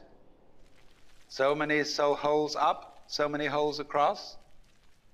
And if I can number these holes, I can count exactly where each wiggle is in terms of a hole in that net. But in order to do that, I've got to break up the wiggle into bits. And I've got to call this a specific bit, and this the next bit of the wiggle, and this the next bit, and this the next bit of the wiggle. And so these bits are things which I mark out in order to talk about the wiggle, in order to measure it, and therefore in order to control it. But in nature, in fact, in the physical world, the wiggle isn't bitted. So the world doesn't come thing. You and I are all as much continuous with the physical universe as a wave is continuous with the ocean. The ocean waves, and the universe peoples. And as the wave, I wave at you and say, you. The world is waving at me with you. And saying, hi, I'm here. But the way we feel and sense our existence, being based on a myth that we are made, that we are parts, that we are things, our consciousness has been influenced so that each one of us does not feel that. We feel we have been hypnotized, literally hypnotized, by social convention into feeling and sensing that we exist only inside our skins, that we are not the original bang, but just something out on the end of it. And therefore we are scared stiff. Because my wave is going to disappear. And I'm going to die. And that would be awful. Yeah. Yeah, that'd be awful, wouldn't it? To go up and get up and die. Just get up and die like that. That's a dick thing to do, isn't it? Kind of a dick... Oh, hi! Someone has something to say to me. They're too small for me right now. I need to be the snail again so I can speak to the worm. The worm has very important information for me. See, when he started talking about the net, what I was thinking is exactly what I was just talking about, eh? Thoughts are the friction between things and other things. Thoughts would never exist if everything thought it was the same thing. As you go around listening to things, their thoughts will make impressions on your mind. When you go out and experience life, you will have your own thoughts, and they will reflect the things you've listened to and absorbed. Give thinking a go. Just try not to take it too seriously. When the eye is lit up, think by pressing X. I've been thinking by pressing X, and now you've made me very small, and I just want to get to this rock and become a rock. You! I'm now whatever this is. Get me over there, in a hurry. Your identity is simply a collection of your thoughts and ideas, the things you've absorbed, as says the little caterpillar, or whatever the hell it was we just talked to, and your memories. That's it. It's your idea of who you are based on all the past selves and past things which don't exist. They're gone. They're never really here in the first place. By the time you can recognize them as being past, well, they're through your fingers, aren't they? But you, as a human being, as a sentient being, tend to be bound to everything that's come before you, everything you've experienced before. And that's just a damn shame. Because you limit your possibilities. Don't you? You limit the possibilities of what tomorrow will bring based on the identity that you've come up with for yourself, the identity being a complete illusion that you've made up. Hang on, this is something that I'm thinking. I'm going to put it above my head. The idea that, I don't have time for you. That you have to be what you were yesterday. That what you are, yes, thank you, something big, something small again, sure. It has a lot to do with expectations, your own, and what you perceive other people's expectations to be as well, of you. You're dragging your ideas of who you are, where you came from, what you've done, both positively and negatively. You know, some of it is positive. I would love to be those little flowers, if I could get to them. There's a thing up there. Oh, or I mean, not flowers, the butterflies. I want to be the butterflies, but I can't reach them from where I am, and there's nothing large enough around me for me to reach them. Son of a biscuit. Your notions of where you come from, even the positive things that, oh, well, I went to school, and I did this, and I did that, and I got smart, and then I chose to make this my career, and then I went out, and so now I am that career. I am a professor. I am a computer programmer. I am a lumberjack. I jump out of planes for a living. Why the hell do you jump out of planes for a living? It restricts who you are, what you can be, where you'll go, what you'll do in a day, your opinions, your ideas, everything that is you, everything that you identify as you is just a jail cell in which you keep yourself. If you have opinions about, oh, well, I don't do this and I don't do that, I think it's bad to do this, I see how other people have done this and it's been very bad for the world and they are irresponsible and those are bad people and I judge them and so I would never do that sort of a thing, then the situation comes up where you could do that thing. But you're bound to this idea that you have about, well, I don't do those things. You know? I don't have sex with, strangers who are just, like, lovely. We had a nice night. I don't just do that. I have to, you know, have a more deep experience. I'm walking right past you, Alan Watt. Right past you. I've got a rock to get to, damn it. Roninpawn, would that mean someone with the same memories as you is you? Would they just do the same actions as you at the same time? Would the first you's consciousness transfer over, or would the first you just not exist? No, didn't you hear the caterpillar? Don't think about it too much. No, that does bring up an interesting idea. What it brings me to is fatalism. Is the idea of, like, are you aware that everything that is right now is exactly the way it's supposed to be? You know? I love to complain about the world. Is there any reason to complain about the world? It's exactly the way it's supposed to be. Exactly the way it is intended to be. Exactly the way that it means to be. Exactly the way that it means to be. Starting again from Alan Watts, you know, you are the Big Bang, and you are simply in the process of being the Big Bang, and this is how the Big Bang is expressing itself. Big Bang became stars, became planets, planets that humaned, and now you're a human on a humaning planet, on a peopling planet, as he put it. Yes, I know, you're very persistent about wanting me to listen to more of you. So if that's the state, and the case is that the world is exactly the way it's supposed to be, exactly the way that it needs to be, exactly the way that was always intended, well then, that's fatalism, isn't it? That's, we are exactly the way we were always going to be. And if you believe in nothing but science, and nothing but, you know, mechanical and quantum mechanical and all of that sort of thing, there's no spiritualist bent to you, then you have to believe in fatalism, don't you? You have to believe that the moment that the Big Bang took off in the way that it did, and maybe there was something before the Big Bang, too. You know, maybe this was just one Big Bang out of all the Big Bangs that have been. And we don't know of the other ones because the force of that one sort of blinded us from all the other Big Bangs that we could have got, that came before. But when that Big Bang, that first one, went off, well, in the manner that it went off, it sent all of the little cue balls and all of the little... Everything just went off in exactly a certain order, and because it went off in that order, everything that is exactly the way that it's supposed to be. Is exactly how it was set off to be. And your interactions with everyone else who's around you, and everything else that's around you, and Donald Trump being in the office of the presidency, this is all a result of us being part of this universe, which was always going to have Donald Trump for a president. From the moment that it erupted. From the moment that everything started moving out, it was always going to be like this. And that's fatalism, and that's kind of... Some people think that's kind of dark. I don't know. I don't know. I don't think it's dark or bright. I don't think it's good or bad. I think it's just is an idea. Not necessarily the idea, but an idea. Valid as any other. In order to create a quantum copy of a person, you have to destroy the quantum state of the originals. My belief system is the best. Shit happens, thinking too hard will break you, says Hologram. It is a foolish endeavor to try to solve, you know, conundrums of existence with thinking. Okay, I might have mentioned your brain is less than a Pentium 2 when it comes to the seat of consciousness. You want to tap into some real power of your mind and get some real answers. Go to that i9, that 16-core i9, the one that takes in all of the data, all at once. The one that the Pentium 2 looks for information.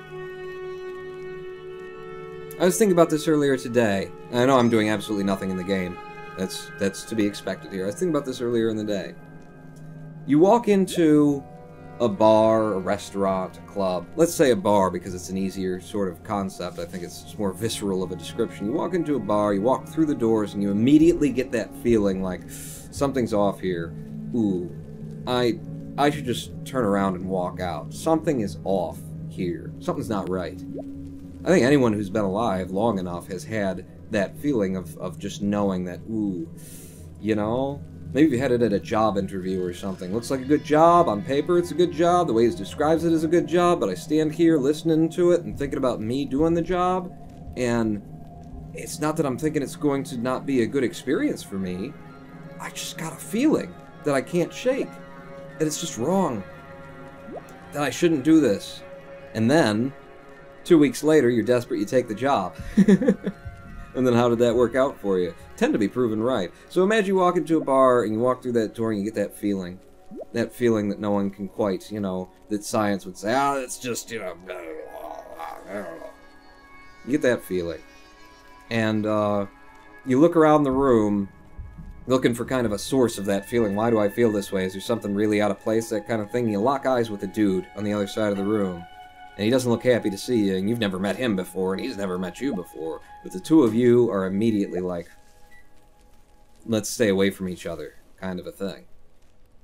And then, okay, night goes on, there's some drinking goes on, you know, you happen to bump paths with the guy as you're going to the bathroom or something like that, and he says, what have you been looking at all night? Because you kept, like, shooting your glance over there, trying to keep an eye on him, because he was the source of that evil lingering in the eaves of the bar. Cheer 5 Pawn, stupid question, but are you still going to be playing American Truck Simulator today or this week, says a guy called Pie. I definitely want to get back to American Truck Simulator, but no promises. I was thinking of it for today, and then everything.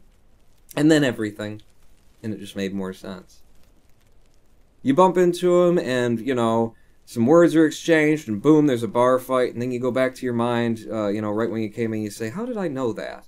How did I know that I should have just turned around and kept walking? Because you have those experiences, you live long enough, you just know. Something that you couldn't have known.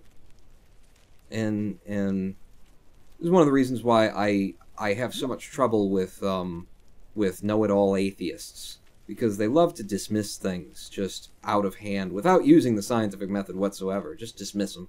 Just, you know, that doesn't jive. And what they're doing is that doesn't jive with my idea of the world and how I see the world going. So I'm just going to dismiss it out of hand and say that if you think that, you're silly, and then I'll throw out some, you know, not explanation for it, just it's just your mind, you know, deja vu, you can't explain, your mind does things, chemicals, and balance, whatever, and then you move on from it.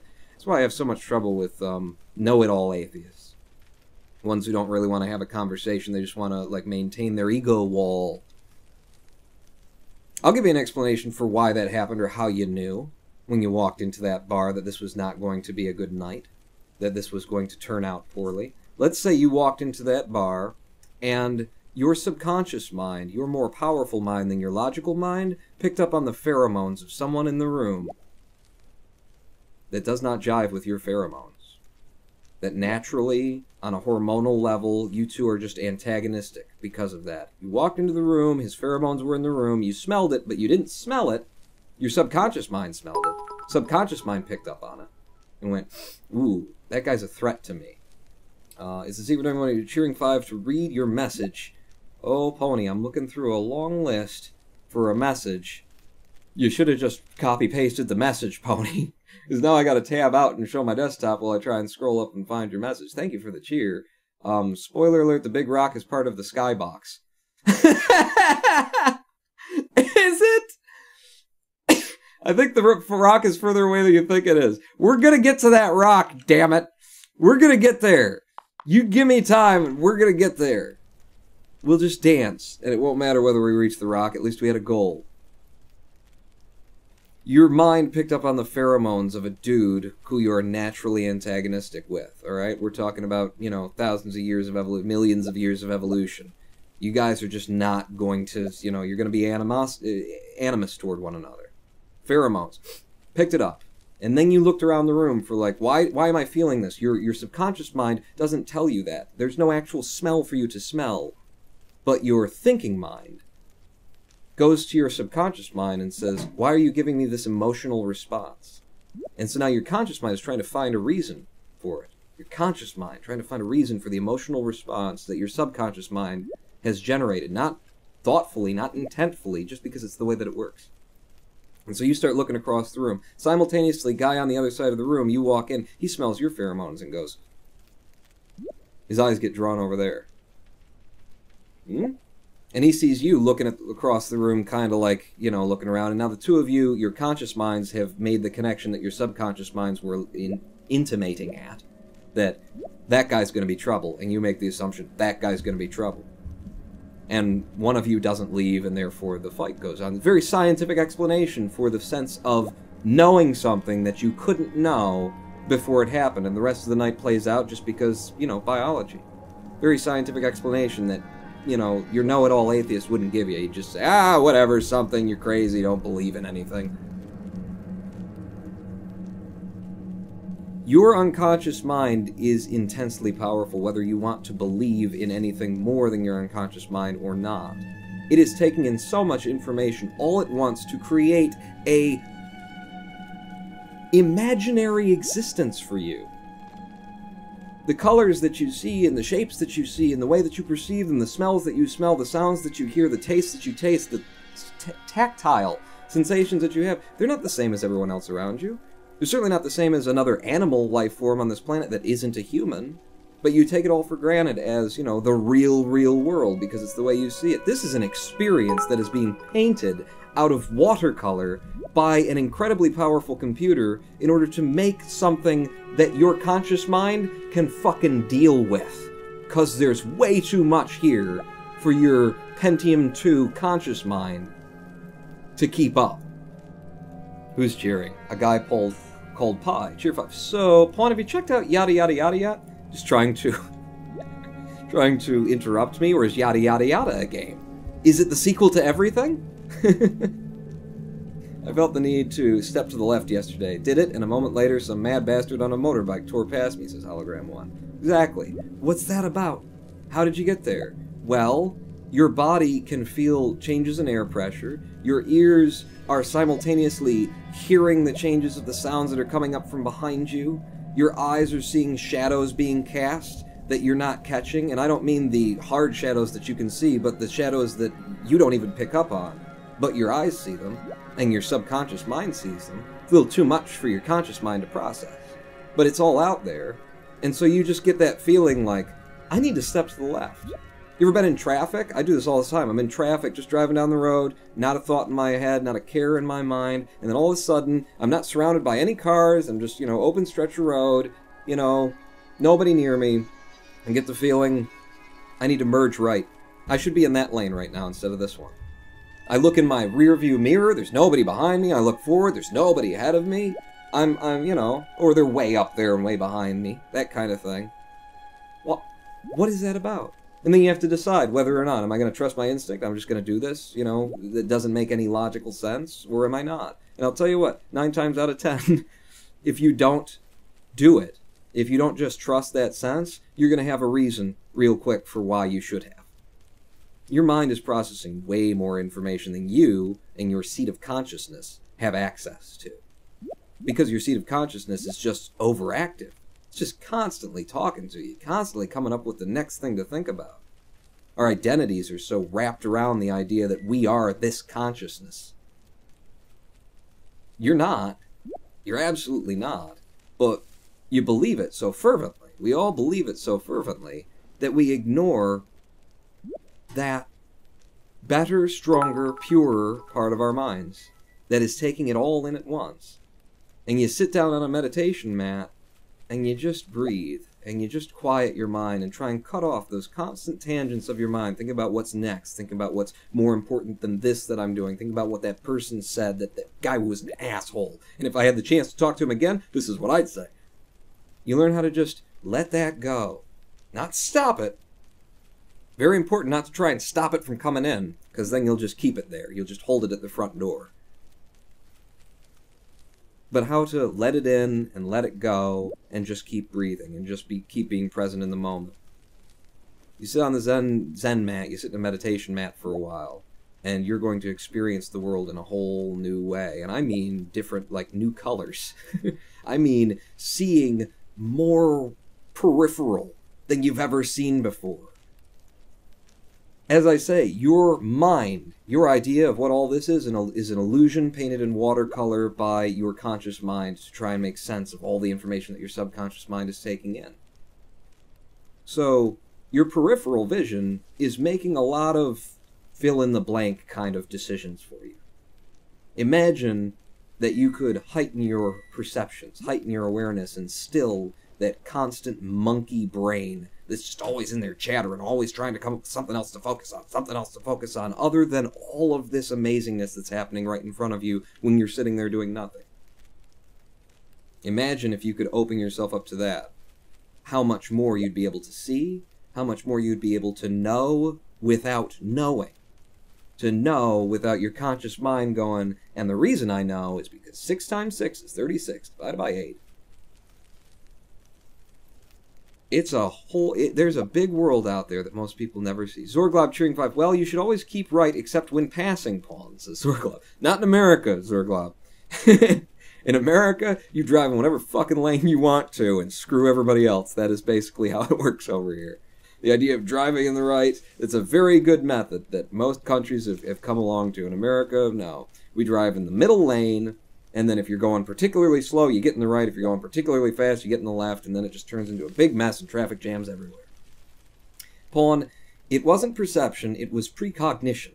I knew something was going to happen. It's happened before as well, when there's no possible way I could know something. I went out one day, past Reeves Corner. I felt this overwhelming sense of loss, like something was gone forever. The next day, the riots happened, and Reeves Corner was burned to the ground, says Hologram 1.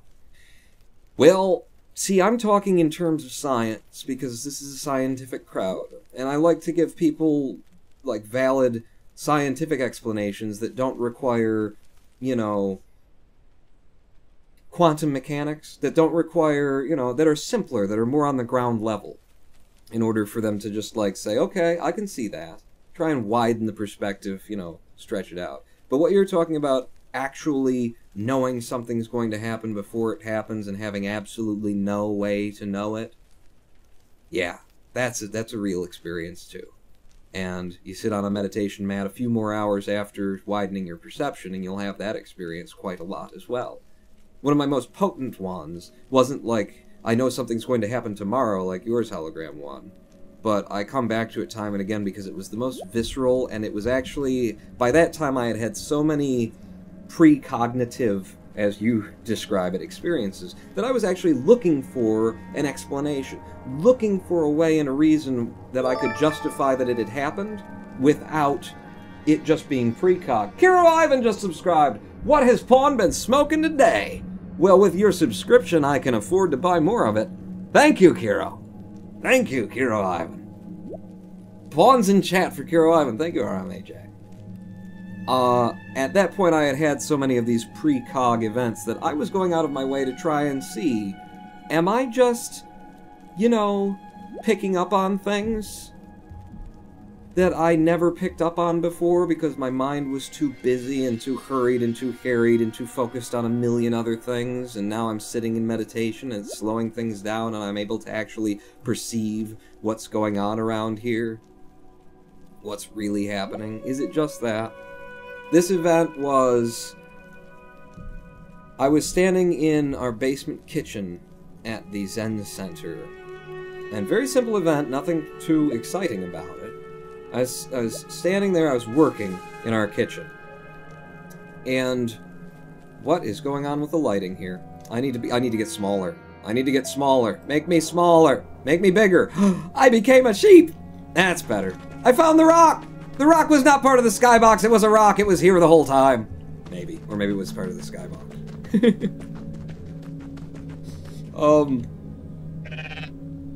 I was standing working in the kitchen, and all at once I knew that my senior student was going to come through the door in about 12 seconds from now. And having had a whole bunch of these experiences until then, this was the time where I like caught it and said, okay, let's make a study of it. And I stood there. Evil Daughter Balkan just subscribed. You're moving my sheep! I don't even have hands on it. I forgot to do the sub again. Evil Daughter Balkan. It's a sub-train. Sub-train on Zendnesday. Thank you for the subscriptions. Quit interrupting me. Throwing your money at me with your interruptions. You sure you didn't subliminally hear him coming, says a guy called Pi, which shows your gender bias. My senior student was a woman. Was a nun, although I never liked, and neither did she, the term nun. You know, a monk's a monk. I am not controlling the sheep right now. It is on its own. But that's the thing, is this had happened so many times before I said, let's try and make a study of it. And I stood there as still and as quiet as I possibly could, and I tried to listen. I tried to listen for any sound that would tell me, because there's a stairwell leading down to the basement, so is there a sound of her coming down the stairs? Is there a sound of the door opening upstairs? There's a door into the stairwell and then down to the basement. Can I feel the air pressure? Can I smell something? Can I sense something? With all my senses, I reached out as hard as I possibly could. Cheer 200! Let it rain, says Evil Down our Balkan. Thank you for the interruptions! $2 worth of interruptions. And Rex Gates cheering 6. Yellow Evil? He actually typed Yellow Evil. That wasn't a translation from something. Yellow Evil. I stood there, stretching out all my senses, trying to come up with, how do I know this? How could I possibly know this? Is this possible for me to know due to my senses picking up on it? And for all 12 seconds, I couldn't come up with any sign. It was a really tight seal that we had on the door to the basement, especially that time of year, you know, where the wood is kind of expanded and it's all real tight. I couldn't come up with a damn thing, and sure enough, 12 seconds later, and here's the thing, I knew it was her. I didn't know someone was going to come through the door 12 seconds from now. I knew it was her. And it is not, by far, like the most spectacular event of precognition that I'd experienced. It's just the one that was the most visceral because I stopped and took the time and said, let's study it. Other instances of precognition happen very often with me. You know how you know what someone's going to say and you can finish their sentence? I know what you're going to say for the next 3 to 4 sentences. And I'm standing there like, arguing in my head, should I say exactly what he's going to say for the next 4 sentences? Should I just overlap him? But I'm a Zen student, I'm like, that would be rude, and that would be kind of showing off. Mudra. Whoa! Okay! Hi! I'm a rock now! Just making your own decisions, there is nothing to let go of. There's always something to let go of. A theory worth betting on. Theory of precognition is worth betting on. You are a fluke. You are a separate event. And I are run obsidian. From the maternity ward to the crematorium, and that's it, baby. Now, why does anybody think that way? There's no reason to, because it isn't even scientific. It's just a myth. And it's invented by people who wanted to feel a certain way. They want to play a certain game. Camus said there is only really one serious philosophical question, which is whether or not to commit suicide. Should you or not commit suicide? This is a good question. Why go on? And you only go on if the game is worth the candle. Now, the universe has been going on for an incredible long time. And so, really, a satisfactory theory of the universe has to be one that's worth betting on. That's it seems to me, absolutely elementary common sense. If you make a theory of the universe which isn't worth betting on, why bother? Just commit suicide. But if you want to go on playing the game, you've got to have an optimal theory for playing the game.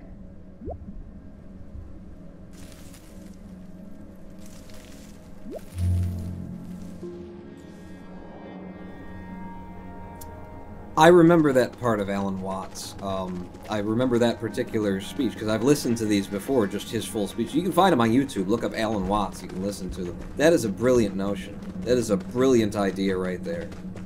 Isn't it? If your theory of reality isn't worth playing the game, if your philosophy, if your religion isn't worth playing the game, you have failed. Your philosophy sucks. And it fails the litmus test. And what the hell are you doing with that philosophy? It's not serving you. I love that idea. It's a very human kind of perspective to look at. Instead of saying, well, but what's true? What's true and what's right? I can be a giant friggin' rock, and I can go and crush everything. I knock down these trees, I can slide through these trees. You know, people want to go, well, if it's not true, then it's not. Well, what the hell is truth? You know? If your theory of reality is one that drives you to suicide, I think you've failed to come up with a viable theory. Viable philosophy. Oh, okay, now we're an island. Now we're an island. You know, if the philosophy doesn't serve the user of the philosophy, then it's not much of a philosophy. And yes, I am now the planet. I am tectonics. I am shifting plates. I love that part of the speech. I can't do it justice. I recommend you look up Alan Watts' stuff after the video or after the live stream here. Look it up on YouTube. Bookmark that stuff and come back when you got 2 or 3 hours to have your mind fucking blown. Why go on? Well, because my life is a sunken cost. And if you've seen the latest game theory where he talks about sunken cost fallacy, I haven't seen that, but I'm very well aware of sunken cost fallacy. The idea that you've put too much time, too much money, too much effort into something to walk away even though this isn't working out and clearly isn't working out. What are the giant penises hanging in the sky? I'm curious about. What are there's sex toys in the sky up here. Oh god, I can go underwater. I'm gonna have to go underwater in order to see the penises in the sky. Can I merge with the penises? You know what I could do? What can you do, Pawn? I could sing, and I could actually shift plate tectonics, right? So I sing, and then it sings back to me, and then I merge. And now, actually, we could dance. We're dancing together. We're dancing together. Yes. Roninpawn, the game asked you to become something big like an hour ago. Yes, it did. And finally, I am slightly bigger. Hold X to keep producing more rock continents. I'm holding X. I didn't just press... Yeah, if you hold it, it keeps making more and more rock continents. Well, we're dancing. We dance and make rocks together. Oh, it's lovely. Oh, it's just lovely. What are we on now? Because I was talking about sentience and identity and ego and precognition. What are we on to now? I've lost track. I want to become like the clouds, if I can. Can I get bigger? Can I get... What's that? I can become a bigger piece of land. Oh, wow. Okay. You guys wanna... You wanna hang out with me? Sing. Sing to me. Join me. Oh, you're too small. I'm big. I've got green things growing on me. You're too small. This is not safe for work. Twitch gonna ban the streams. I want to become a cloud. What are you? You're a big thing. You're kind of the same size. I don't know. Maybe you're bigger. Every time I hold right click, it's got to be something bigger or it wouldn't let me do it. I've not bonded. I can bond better if I sing. As that. I'm a landform now. Ascend to something even larger. What? Shut up, Creative Cloud. Nobody likes you. I'm gonna send to you. I'm now a planet.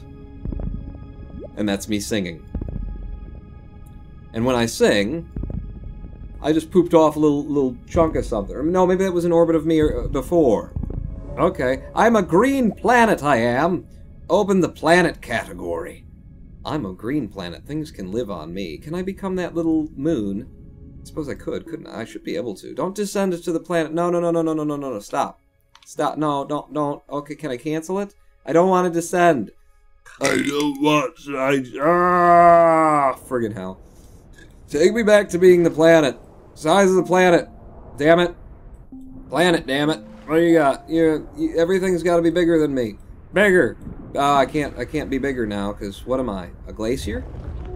I'm an ice continent. Yes, now I can go to the sky. Sand continent. I've been a sand continent. I've done the clock. I've done the sheep. I want to be a moon. There we go. There we go. Okay, anything near me? Oh, I could be a star.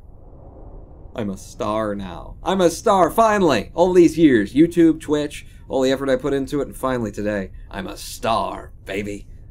I'm a star. Pawn's deep in tectonic vajayjay. So it's about coming up with a working philosophy. It's not even about fancy words like reality or truth. It's just about making up a lie, says Ludi700. No. Philosophy is kind of useless and pointless and stuff, but if you're going to have philosophy, then, you know, you should have one that works for you, that works with you, that gives you a positive outlook on life. If your philosophy makes you want to kill yourself, then, you know, your philosophy kind of fails the litmus test, doesn't it? Your philosophy sucks. That's what I'm saying. Can I get close enough to you? What are you? You're not there. Can I become you? No. It's just out here in space. I am moving. I've been told... Ooh! What do you got to say? No, I want it. Talk to me. Are you moving away from me? Don't go moving away from me. You little prick. There he is. Long before suns were around, far back through time, all stars were the same thing. A something that spread into every star everywhere. A something all stars still share here and now. You may find you aren't just sun, but every star in existence. An expression of this great pattern known as stars. Everything secretly knows this, and you know it too. Yes? Switch flock mode by holding Q. Q? Similar or same? Ooh. So I can be similar objects, or I can be exactly the same object. Well, I don't see any other stars, is the thing. Can I ascend? Is there a place to ascend to? I'm a star, and I'm lonely in the universe. I'm a lonely star in the universe. Join with some things of the same kind of switching flock mode by holding Q. I would love to. X, and C. Holding Q, and then hold Q, and then hit X. Ah! X changes me to exactly the same thing. Oh, there's lots of little things floating around me. Oh, hey! How you doing? I keep going in circles, round and around and around. I think it's a planet that's in orbit of me. Here's some things. Aha! Aha! Some more planets. Ooh, planets with rings. I want planets with rings. I want to be a ring planet. Yes. Yes, indeed. This ring planet has a moon. Or maybe it doesn't. It's just passing through crap. Oh wow, compression's really killing this one, says Noah Craw. Is it? Is it? Was it the sun? Was the sun not doing well? I guess Pawn's stardom is fleeting, says Rai1010. Yes. It was never going to last. I think we all knew that. Q, do me similar, and then if I sing... Yay! Wait, did you just become a moon of mine? Can we dance together? We can dance together. See, now what's supposed to be happening about now is that we went really, really small, and we were pollen for a moment. There was just a bunch of things floating around at the small level, kind of independently. Didn't seem like gravity was really affecting them. They were just very tiny things that were kind of immune to... There's a lot of space between them. Now we're something intensely large, and surprisingly, same situation. I'd like to put forward the notion that if you believe that you are sentient, that you are conscious, that you are aware, self-aware, and that this little tiny brain of yours is what makes it possible, this little fatty corpuscle is what makes your awareness and sentience and self possible, this thing is fucking tiny in the framework of just about anything, really. It's infinitesimally small. And yet, okay, if you're going to believe in a purely mechanical mind, including quantum mechanics, but I mean a purely scientific mechanical mind that doesn't involve mythical, made-up, you know, this a god whipped a soul into existence and then put it into a cardboard body, and now I'm stuck here until he decides I can come out, or some crap like that. If you're going to believe in nature, and you think that those tiny little particles and the electrons and everything that's moving through your mind have created your experience of sentience and your self-awareness, what do you think the fucking universe is? If your mind and its patterns are just a natural result of the Big Bang, the way physics interacts, the way one thing moves around another, the way electrons work, just the way that the universe functions, then you have to acknowledge the universe itself is also sentient. The universe has way more things floating around inside its head than you do. If all that is happening just up here, the hubris of the notion that your sentience is the only sentience, that it can only happen with electrons in this particular fatty corpuscle, the hubris of that. Galaxies are neurons. Right? They'd have to be. They're the same thing. They're just physics interacting the way it interacts. I'm looking at two things rotate around each other right now, you know? There's nothing in the middle of them, but if there were, proton, neutron, electron, it's massive, but on a larger scale. It's why this game does this. It's why this game goes incredibly small and incredibly big, so that you can notice that incredibly small becomes incredibly big.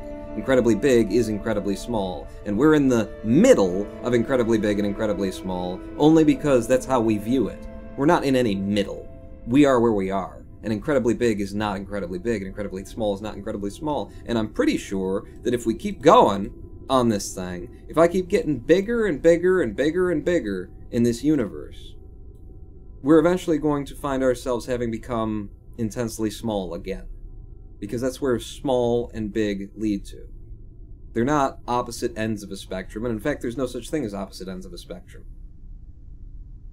Everything is on the same. You look at polar opposites, they're the same thing. One of them couldn't exist without the other, hence, they are the same thing. The opposition is an illusion. This is far too total perspective vortex for my mind to handle, says Hologremlin. Did I go too far? I might have gone too far. I need to be bigger! Make me bigger! What are you? Wow. Are you maybe the game's version of a black hole? Probably not. Probably not. We wouldn't be able to see it, would we? What are you? I'm a ringed rock planet. Rock planet, baby. Yeah. Whoa. Give me that. Symptomatic of the scheme of things. Alan, talk to me. There is any such thing at all as intelligence and love. I love this guy. And beauty. Well, you found it in other people. In other words, it exists in us as human beings. And as I said, if it is there, in us, it is symptomatic of the scheme of things. We are as symptomatic of the scheme of things as the apples are symptomatic of the apple tree or the rose of the rose bush.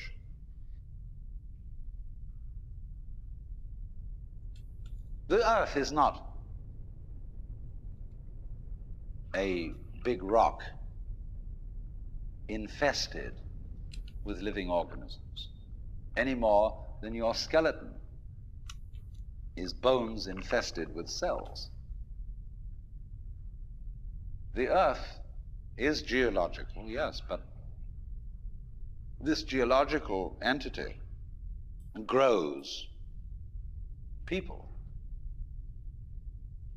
And our existence on the earth is a symptom of the solar system and its balances, as much as the solar system in turn is a symptom of our galaxy, and our galaxy in its turn is a symptom of the whole company of galaxies. Goodness only knows what that's in.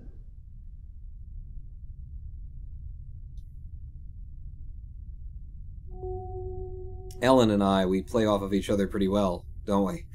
TC always seems to know what I'm talking about. As you experience all of the universe's things, each thing also experiences you. Things leave their mark on you as you leave your mark on things, and somewhere inside you is an impression of everything you've ever been. A great memory of things you can revisit anytime, and feel what it's like to be them again. You are always free to transform yourself into anything. Well, I am now. What do we want to be? I'm quite happy being a planet, honestly, and a star. I'd like to get bigger than the stars, if we could do that. I want to stay here. You can make me a star. Sure. If you... X? Ha! And I'm a star again. Anything bigger than this star. Well, that star.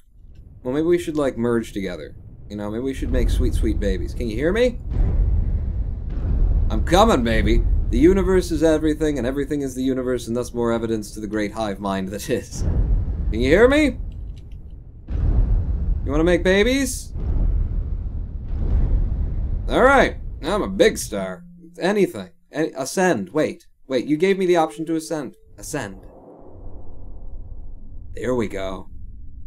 There we go. Look at those neurons in a brain. suspended. See in the background there, you can see sort of the veins and whatnot of the exterior of the brain. Oh no, I'm sorry, we're in the universe, we're in space, right? Those are, it's gaseous clouds that seem to be forming a vast network of veiny-like things going on there. Okay, yeah. The hubris of thinking that your consciousness is the consciousness. Sing. That's the sound of a galaxy! That's the sound of a galaxy! I'm a lenticular galaxy. Alright. What's this galaxy? Now don't ascend for me. Can I switch to that? What's that? This is, where the Q live. In the Q dimension, actually. Hive mind, says Rai. Woo, Andromeda collision is coming early, lads. This hologram one. I'm an elliptical galaxy. Yes, I want to be a spiral galaxy, is what I want to be. What? Excuse me? Don't sing to me, I'm busy being a spiral galaxy. Which I am now. Yes. Lovely. Lovely. You are a spiral galaxy. You're a spiral galaxy, son of a bitch. Call my mother a spiral galaxy. One system of behavior. Alan? When, as a scientist, Help you us. describe the behavior of a living organism, you try to say what a person does. It's the only way in which you can describe what a person is. Describe what they do. Then you find out that in making this description, you cannot confine yourself to what happens inside the skin. In other words, you can't talk about a person walking unless you start describing the floor. Because when I walk, I don't just dangle my legs in empty space. I move in relationship to a room. And so in order to describe what I'm doing when I'm walking, I have to describe the room. I have to describe the territory. So in describing my talking at the moment, I can't describe this just as a thing in itself, because I'm talking to you. And so what I'm doing at the moment is not completely described unless your being here is described also. So if that is necessary, if in other words, in order to describe my behavior, I have to describe your behavior and the behavior of the environment, it means that we've really got one system of behavior.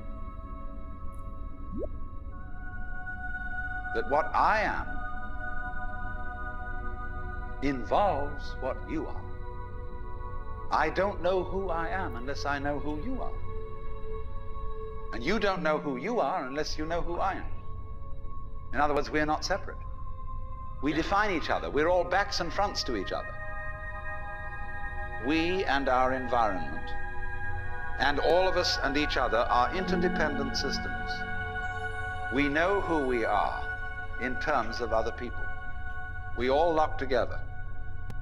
And this is, again and again, the serious scientific description of how things happen. And any good scientist knows that what you call the external world is as much you as your own body. So kids, what have we learned from today's stream? Asks Rai1010. Pony says, don't do drugs. Rai says, that's right. It's that we should all submit to the hive mind. Also, don't do drugs. Doing drugs doesn't make you cool. It can help, like, figuring this stuff out, but, you know, that's neither here nor there. Do some drugs, says the secret every pony. It's, you know, it's a good idea. No, drugs are too many drugs, says Rai1010. Or maybe he said, no drugs are too many drugs. Next up are the galaxy clusters. Really? Is that what's, we're dancing next to me and I'm walking. Do. Okay, 3 of you. I want to ascend again. Ascend me. Ascend. No, I want to be higher. Alright, not to, I've been that. I've done the clock. How do I, there we go. If you just click, real quick, then you ascend. What the hell is this? That's what it sings like. What are we now, everyone? What do you think we are now? Consciousness? The universal consciousness? It's got to be something very, very large, right? We were just a galaxy. What's larger than a galaxy? I need to bond with it for the game to tell me what it is. Singing helps. A feedback sphere. We opened 1D category. But I thought it was supposed to be very, very large. Whoa! Hello! That's a lot of things. That's a lot of things. Holy! That's a lot of things that weren't there just a second ago. What are you?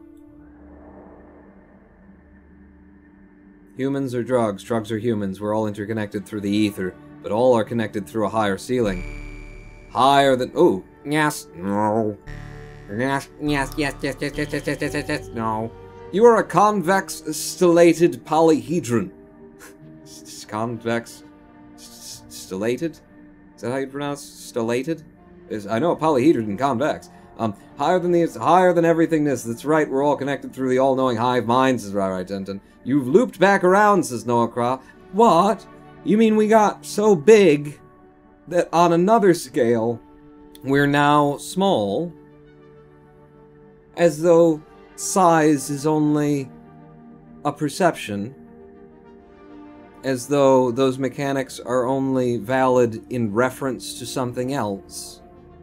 A subject separate from an object with a space between the two. Is that what you're saying? Wow, look at this. I'm just gonna let it sit here. You do you, man. Jesus, it's beautiful. Oh my god. I want to talk to you about my first Hwadu, which you're not supposed to talk about in Zen. It's for you, for nobody else. Don't talk about your Hwadus. What's a Hwadu? Well, it's Korean for koan. Spiritual question. Koan is Japanese, meaning spiritual question, sort of. A whirlpool in water. No, Alan, I was going to talk about my first koan Hwadu. Oh, Alan, don't do it. Don't interrupt me. Your skin doesn't separate you from the world. It's a bridge through which the external world flows into you, and you flow into it. Just, for example, as a whirlpool in water, you could say because you have a skin, you have a definite shape, you have a definite form. The whirlpool is a definite form, but no water stays put in it. The whirlpool is something the stream is doing. And exactly the same way, the whole universe is doing each one of us. And I see you today, and I recognize you tomorrow, just as I would recognize a whirlpool in a stream. I'd say, oh yes, I've seen that whirlpool before. It's just near so-and-so's house on the edge of the river, and it's always there. So in the same way, when I meet you tomorrow, I recognize you. You're the same whirlpool you were yesterday. But you're moving. The whole world is moving through you. All the cosmic rays, all the food you're eating, the stream of steaks and milk and eggs and everything is just flowing right through you. When you're wiggling the same way, the world is wiggling, the stream is wiggling you.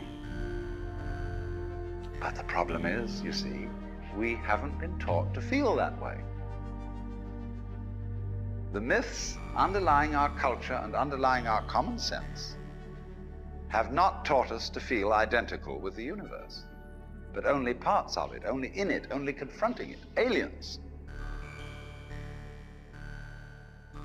And we are, I think, quite urgently in need of coming to feel that we are the eternal universe, each one of us. Otherwise, we're going to go out of our heads. We're going to commit suicide, collectively, courtesy of H-bombs. And, all right, supposing we do, well, that will be that, and it'll be life making experiments on other galaxies. Maybe they'll find a better game.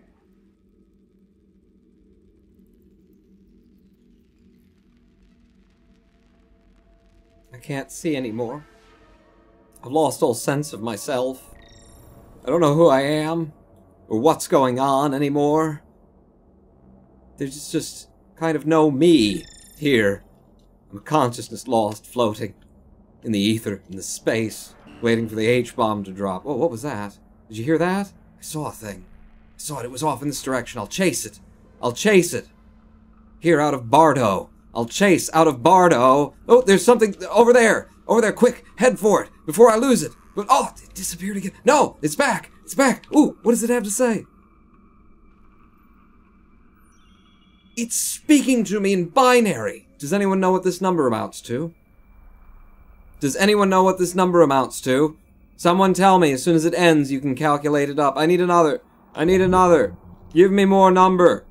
The whole is the part, is the whole is the part, is the whole is the part, is the whole is the part. How do I get out of Bardo? I'm so scared and afraid. And what am I possibly going to do? Symmetry, symmetry. How do I leave this place that has me contained, my consciousness floating free without a body? It's terrifying. Without a form and a structure and an identity and ideas and thoughts and opinions and things to bounce off of that aren't me. Without an object to criticize and be criticized by? What will I ever do? I'm so afraid. I'm so afraid. What have you got to say? Oh, it ran away from me.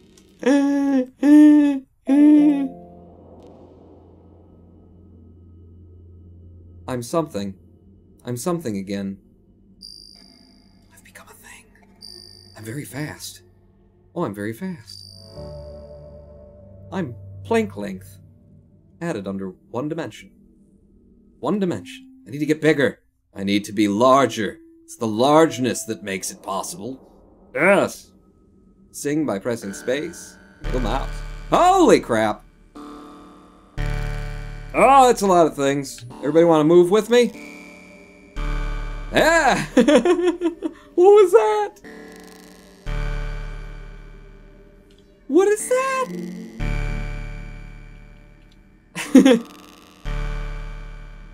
Make me bigger. Find me something larger to be.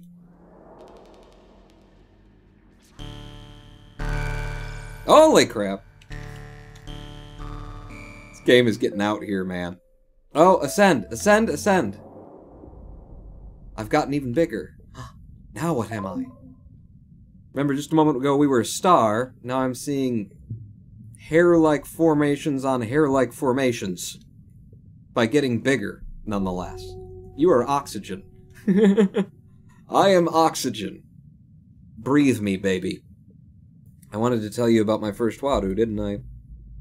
I'll tell you what. If you're up for it, we'll take another live stream break, and we will not play this game for another hour. Okay? I'm definitely wrapping up, but we'll take a live stream break. When we come back, I'll tell you about my first koan, my first Wadu, and then we can just chat. In chat about, you know, ideas and thoughts and philosophy, and I'll actually be paying attention to chat. And I can, you know, we can bounce off of each other a little bit. We can dance simply for the enjoyment of dancing, knowing that it means nothing, but also being free and able to enjoy it. That's what we could do. We could do, but let's have a break first, because I gotta go grab another beer, and that's what's really important to me in my life. That's the important thing. American Truck Simulator, KSP, Stage 9. Paul, please play something else. Now, I'm done with this for today, and, you know, we've had a fair bit of live stream. We're going to take a live stream break. When we come back, you know, we'll wrap up Zendnesday by talking. If you can come up with any questions that are serious, then feel free to ask me. I don't necessarily have the answers, but I do have a lot of Zen under my belt, and, you know, training doesn't stop the moment that you stop, that you get up off the meditation mat, you know. But in the interim, we will go to live stream break, and we will come back, and I'll tell you the story of my first Wadu, my first koan. Very simple story. All Zen stories, that's the thing, is like you build these things up, like I'm going to tell you the story of my first ever koan, my first ever Wadu, and then it's like, it's a Zen story, so it ends with something really, really, like, banal, that if you understand, then it's not banal at all. It's kind of the most important thing. Anyway, while I'm gone, feel free to stick it to the man.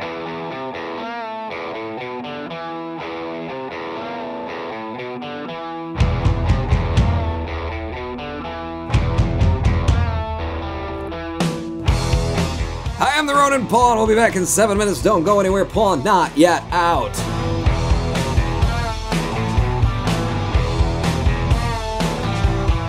Anyway we can, we stick to the man.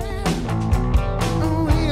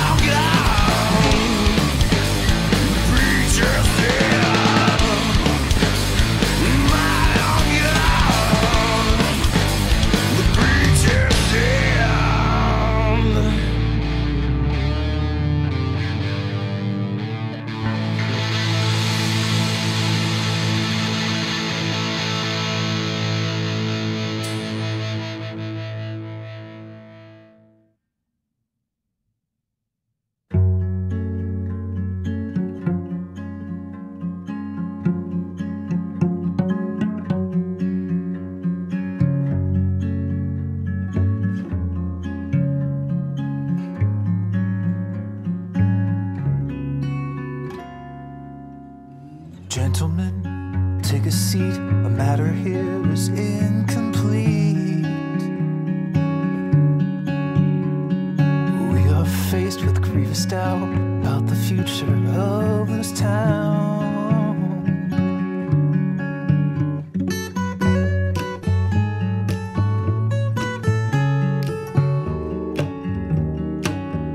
Hello, I am the Roninpawn. Welcome back to a twitch.tv/Roninpawn live stream of everything. We covered everything today, people, in the most literal sense. Everything. This hurts to think about this stuff, because it makes me feel like everything sucks just cuz. Cesaro AJ. I like that. Just cuz. Just cuz what else could it have possibly been? Everything is both working and not working at the same given point in time, though. Alright, is anything working? Unironically, a banger of a song. God, I hate emo music. Acid techno. Hey, look, Pawn's back. Or is this still our pawn of merely a replacement pawn from an upper or lower being? Says right, 1010. I don't know. I don't know. And that's the best place to be at. I don't know. There is a book on Zen, in case anything we've talked about today has interested you. There's not a lot of books on Zen that most people would recommend, that most Zen people would recommend, because books on Zen are a shitty substitute for Zen. Reading about other people's experiences and hearing what people have to say about things, for example, me, is kind of the opposite of Zen. Zen is a practice, not a religion. It exists within Buddhism, which can be called a religion. It grew out of that, or rather Buddhism grew around Zen. Shakyamuni Buddha practiced Zen after trying a bunch of different religious and spiritual practices of his day to try and figure out what he was going to do about this emptiness and this suffering of existence that he was in, and he landed on Zen. After a long path. And what was Zen?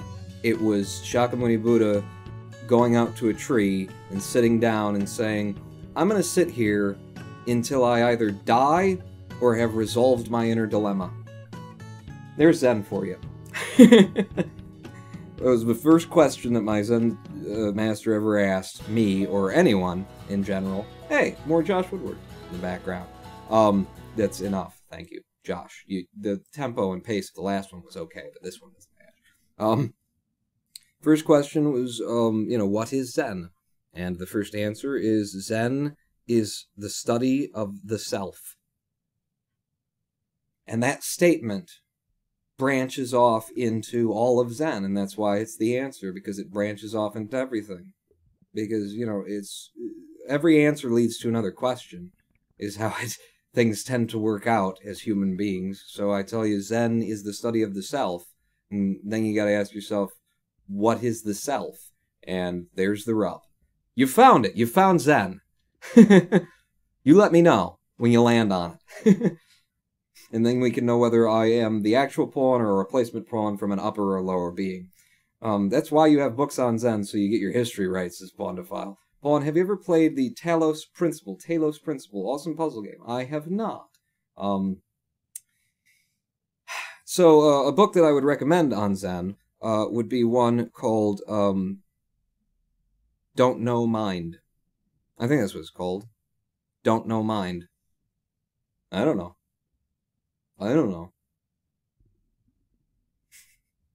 The only book on Zen that anyone would recommend is one that in the title says, I don't know. Don't know Zen. I was going to tell you, we're back for the close of this live stream. The close of this live stream is going to be this. So, if you got better things to do, then what the hell? Haven't I been teaching you about how the only moment is this one? Be here with me! Or not. Be somewhere else with someone else. Or be somewhere else with yourself. Or don't be anywhere else and don't be anyone else and just be. Or don't be. That'd be good too. But don't kill yourself, because that's not an exit. That is not an exit. What is the self? Isn't the self just a consciousness that exists to serve no purpose but to pose that question to the other self? There are two selves? Right, 1010? Okay. Keep digging. Let's go deeper.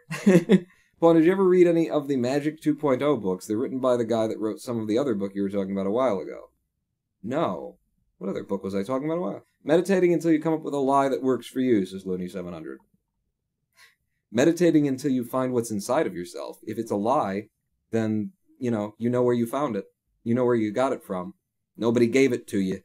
It wasn't learned knowledge. It wasn't told to you by a religion or fed to you by your parents. If you sit down on a meditation mat and search yourself, and what you come up with is a horseshit lie, at least it's your horseshit lie. And you know who you can blame. But Shakyamuni Buddha, he came up with his horseshit lie. It's a pretty damn good one. I'll tell you that. It survived for 2,600 and some years, and it does not proselytize. You know, there's no surprise that that Christianity has flourished over the surface of the planet the way it has. It gets out on the corner and hands out pamphlets and says, please come, I have the answer to all your problems. Buddhism and Zen don't tend to do that. Zen does not do that. Buddhism doesn't often do that. So, for it to still be kicking 2,600 years doesn't say anything, really. But it is miraculous, even so. It can only be a lie if it can be contrasted with truth. Calling it a lie is still holding on to the concept of truth, says wonderful. Oh, God, you're right, and that's just too deep. Let me tell you the story of my first Huadu, and then we'll wrap up with why you shouldn't kill yourself because it's not an exit. We'll wrap up on suicide. It'll be a good closer. The story of my first Huadu, my first koan. So, I'm going to need a beer for this. Again, anyone just tuning in, a koan, a Huadu, is a spiritual question posed to a spiritual-seeking student by a spiritual master in the Zen tradition. And the point of that question, and you wouldn't be told this by, a Zen book or by anyone in Zen necessarily. Most are too timid and aren't sure, or just don't trust themselves enough, or they're just afraid to be wrong. I'm not afraid to be wrong. I'm just going to tell you what it is.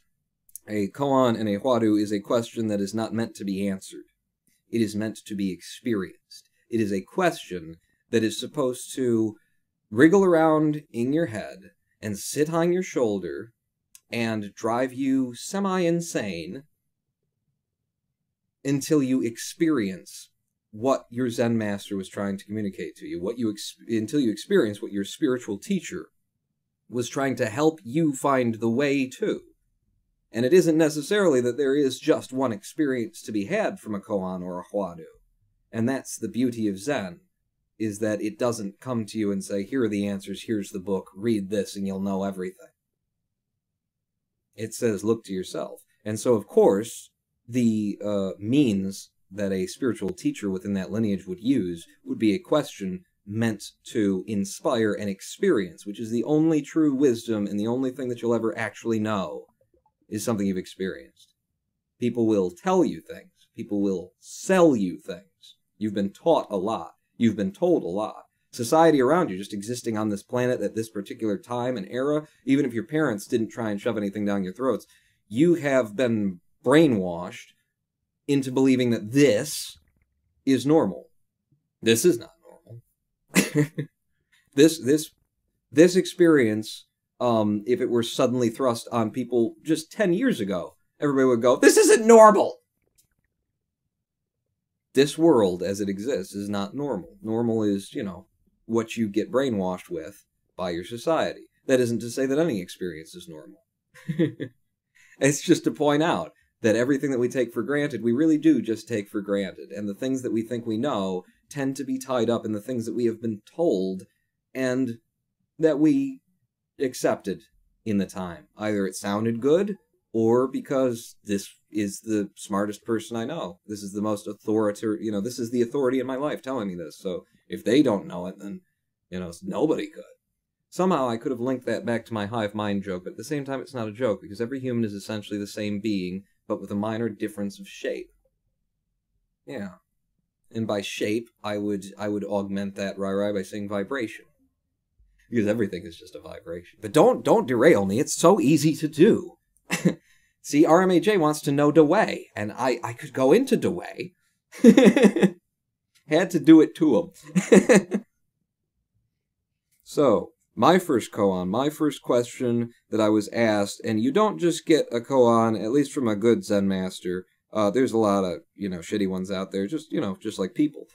Zen masters are people. There's a lot of them that get to positions where they really shouldn't hold them and aren't qualified for them. And when a teacher first gives a Zen student the authority to teach, probably not really, fit to teach. Being a Zen master doesn't make you infallible.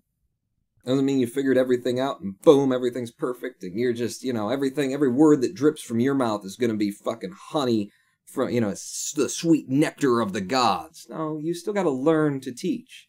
You got to have bad experiences with students and realize what doesn't work. Just like everything else. You're still a human being. It's still this. You've just been given the authority to try and communicate to others what you have experienced.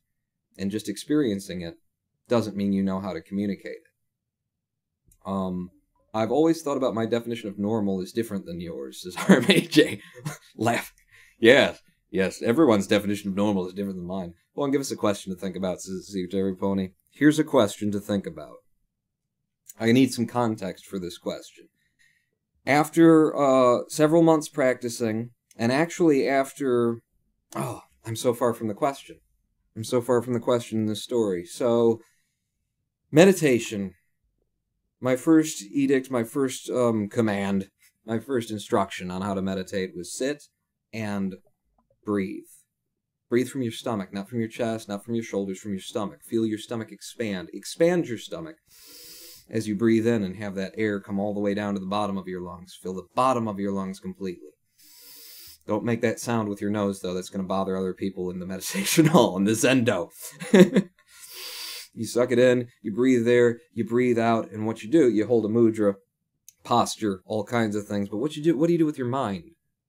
You count. You count. And actually, that was probably the second thing that I was taught. First was just sit there and breathe.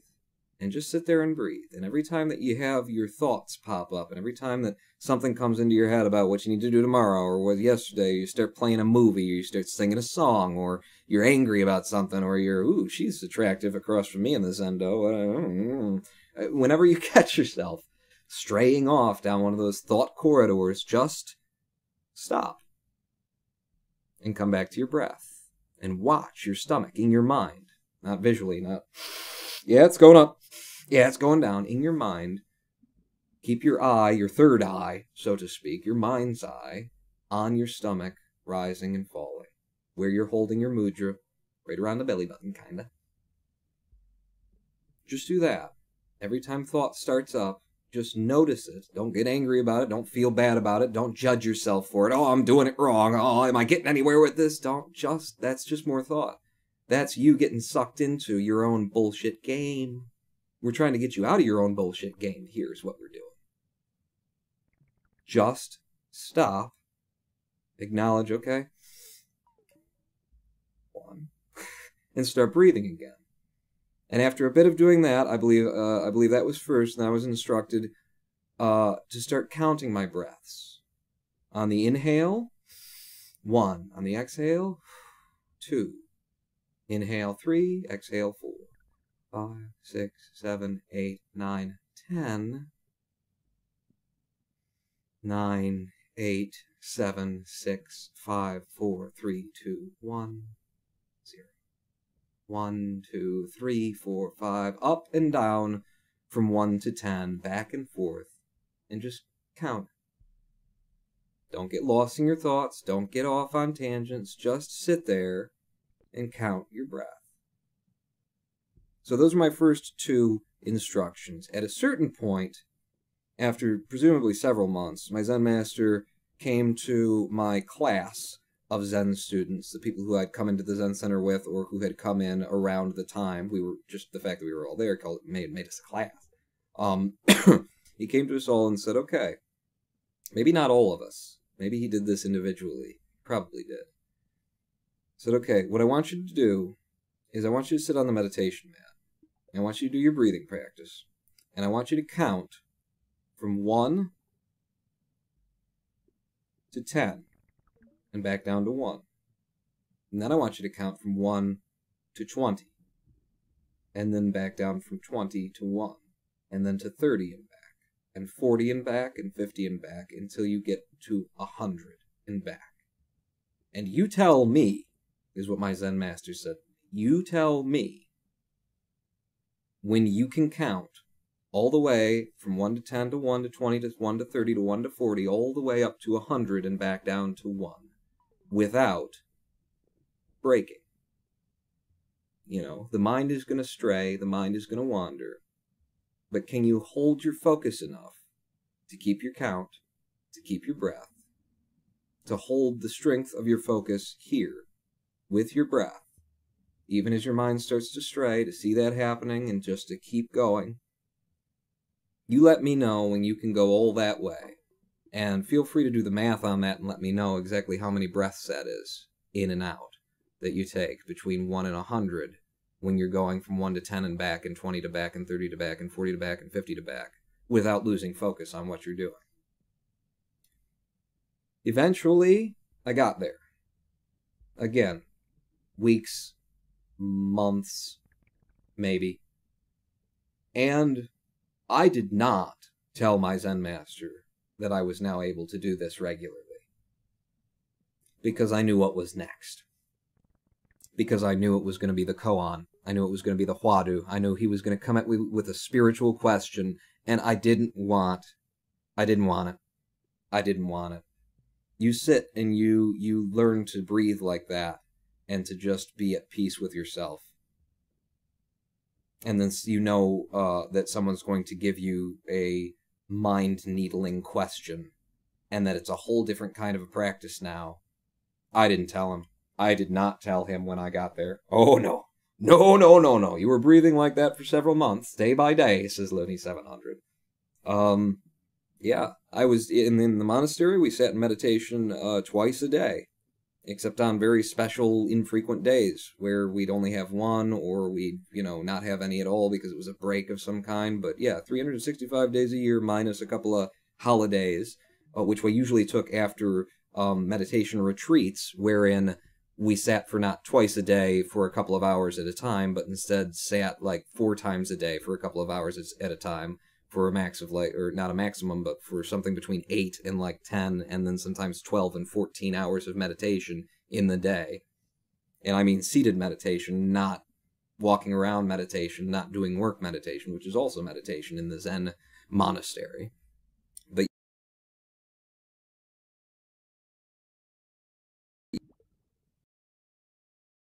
I've been sitting here talking so long that it just went to screensaver.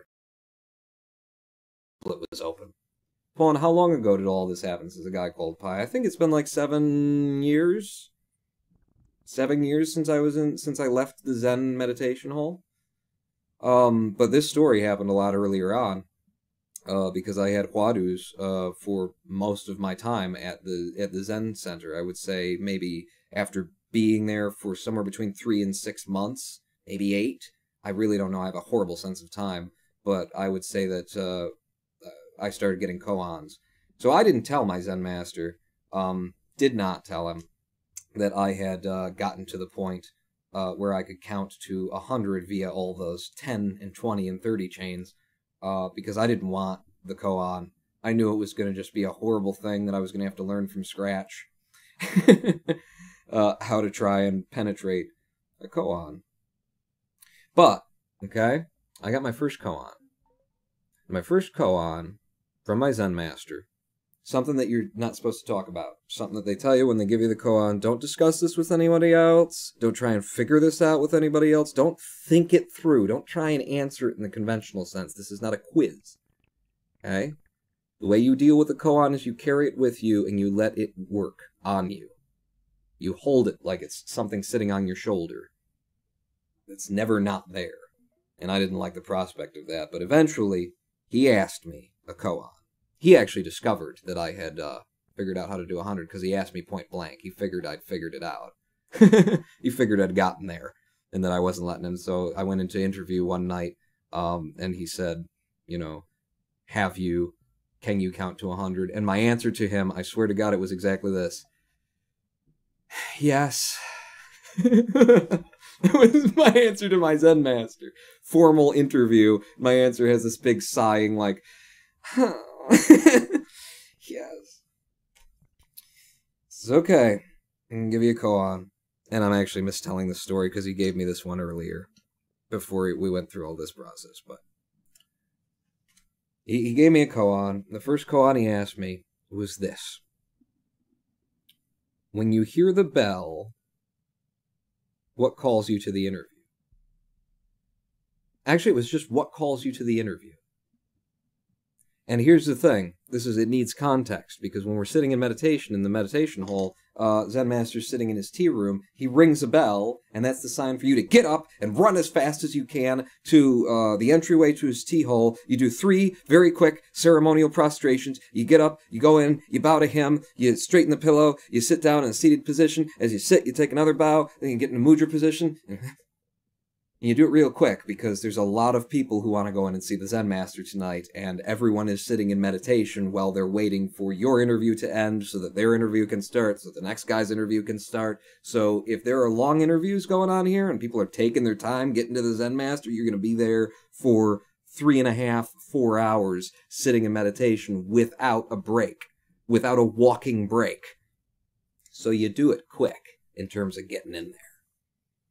So he rings a little bell, and that's your way of knowing to get in there. And the first koan that I got is, what calls you to the interview?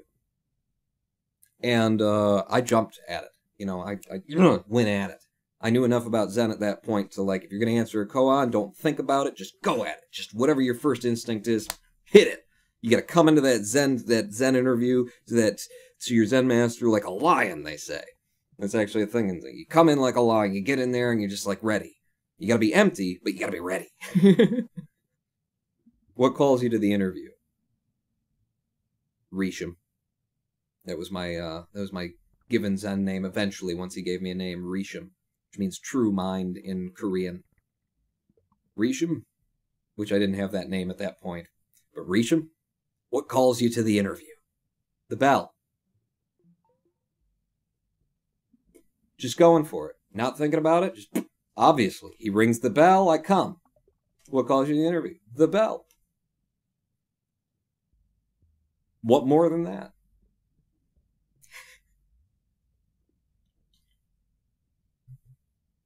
Zen Master looks me in the eye. Deepen it. Ding. I get up and run out so that somebody else can come in and get their koan or hwadu or whatever the hell their practice is for the day. What calls me to the interview? The computer had a Zen moment, says right when it went to sleep. You gave the literal answers as hologram? Oh, God. And I'm proud of that answer. I didn't try and, like, analyze it in that moment, you know? What would be more embarrassing than just giving the simplest literal answer would be to try and, like, okay, what calls me to the interview? My will. That would be embarrassing in front of a Zen master. Like, oh, shit. I don't know if I can teach you. Ding-a-ding-a-ding. All right, well, that wasn't the right answer. Deepen it. Okay, I go back to the meditation mat. There's a week between interviews. I'm sitting on the meditation mat, trying not to think about it, because that's not the way to an answer. It's an experience he's trying to get you to have, which I didn't necessarily know at that point, you know? I just, like, been told, you know, don't try and answer it. Don't try and think it through to an answer. This isn't a multiple choice. You're not getting into college off of this one, okay? So I'm sitting for a week trying not to think about it, but I can't stop myself from thinking about it. It's my first hwadu, so I'm thinking it through. I'm thinking it, you know, I'm trying not to think about it. I'm trying to just breathe. I'm going back from one practice to the other. I'm trying to figure out, how do you get in here? How do you get an elbow in? How do you get a foot in the door on this koan practice? I don't fucking know. It's driving me insane on the mat. By the time I go in for the next interview, for him to ask me the same question again, I've got another answer. He gonna ask the same question again for 3700. Indeed he is. This is way better than XCOM, says Sorclaw. Thank you. I think so too. I got another answer. He rings the bell, I run in, and do the 3 prostrations, then come through the door, open it, close it gently, but firmly. You know, get into another present, and then sit down, and then bow again. Risham. Yes, Suna? Sunim is the honorific title for any Korean monk. Sunim. So if he's your Sunim, then you just call him Sunim. Yes, Sunim? Risham. What calls you to the interview?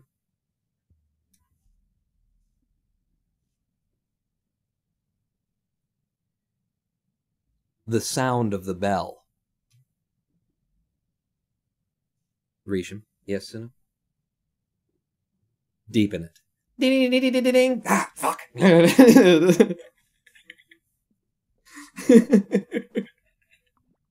There are 4 lights. 700. 4 lights. It was a question of your instinct, and you answered it with your instinct. That's really good, though, says Oliver. You know.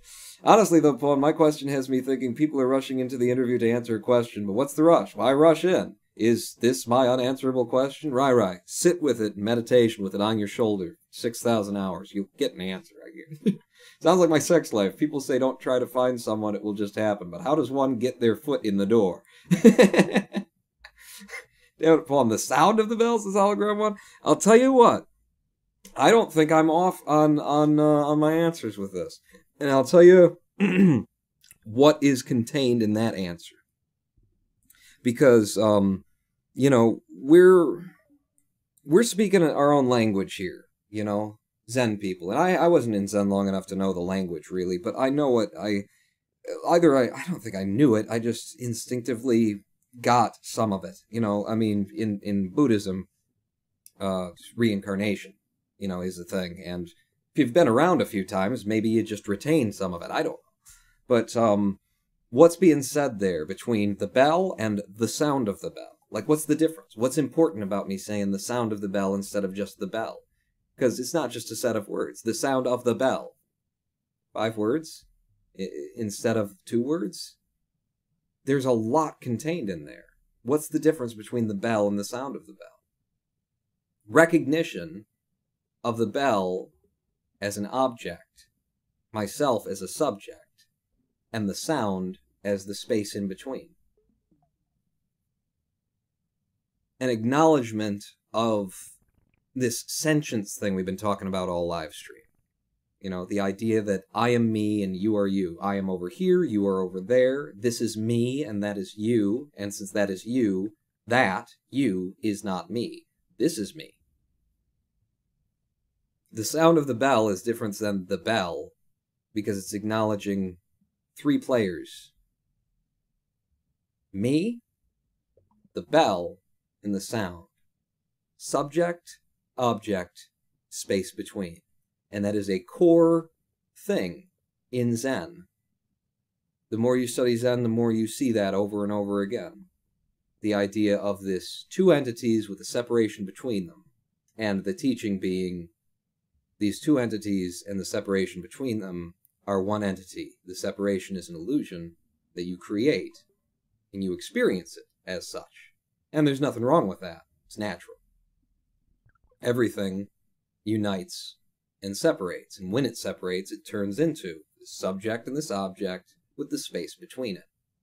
When people come together and make babies, they're separate, they come together, and then when they part, there's 2 and 1 in the middle. Next step, hearing the bell? It says Looney 700 a week later. Hearing the sound of the bell. Perceiving the sound of the bell, says RMAJ. Perceiving the oral vibrations given off when struck by the metallic object referred to as a bell. The guy called fire. In fact, Looney 700 has my next answer. A week goes past, and I go back in again. Risham, what calls you to the interview? I heard the sound of the bell. And there's more there. There's more depth to that. There's more acknowledgement. Now we're acknowledging not just that you've got the subject me, the object the bell, and the sound in between, but I heard the sound of the bell. Subject me perceived the skanda, the illusion of the bell. It's acknowledging that the bell is not inherently a sound. The bell makes a sound, and then the sound is not inherently my ear. not inherently my hearing it. I heard the sound of the bell. There's an acknowledgement of something there that's kind of false, that's kind of illusory. So I've added something to it. And he says to me, Ration? Yes, sir. Deepen it. That's ding. Oh, fucking hell. And back out to the Zen Hall to wait while everybody else has their interviews. So Looney, you weren't wrong. Hearing the bell, hearing the sound of the bell. And this is like the language in which, Zen is communicated. The less words, the better. And I never, ever answered that koan, to my satisfaction. I never answered that koan. I just never answered that koan. Correctly, as you would put it. I never answered that koan. And the reason why I never answered that koan, I think, in retrospect, just my opinion, is that I love words. I love words. I love language. I love playing with language. I read a thing that I called a poem. It's not really a poem, but I read a thing today during the live stream about how to dance. If you don't think that I love words, then, I love words and I love language. And so you ask me a question, I want to answer it with words. Even if I know that there's an answer without words, I want to answer it with words. Words are so great. The reason I never answered that question correctly is because it's not answered with words. It's not answered with words. My answer would have been the Zen master, being that he is the one causing the sound of the bell, which in turn is calling you to the interview. Says right. Okay, what are you acknowledging there? Let's see. My answer. What calls me to the interview? You. You call me to the interview. Fuck do you want? What are you conveying? What are you communicating to the Zen master by saying that you called me to the interview? I don't know. It's whatever you mean. And it's really in the Zen master's job description to see through you to what you mean. And the act of answering a Huadu or a koan is incredibly multifaceted and layered. Just going to an interview with a Zen master, there's so much going on. Especially when you get into koan and spiritual practice. Because the way to answer a koan, they tell you, is, and they don't just tell you this is true, you gotta jiggle the mouse every now and then.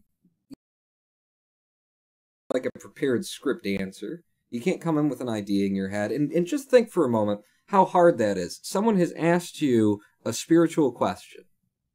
And you now have to come into that interview having spent a week, or 2 weeks, or 3 weeks, or 4 weeks, or several months, or several years. Zen students spend years trying to answer their master's koans. You have to come in now without any desire, without any wanting, without any trying to answer the question, without a prepared response, without any of the things that you've been driving towards, you've been trying to get.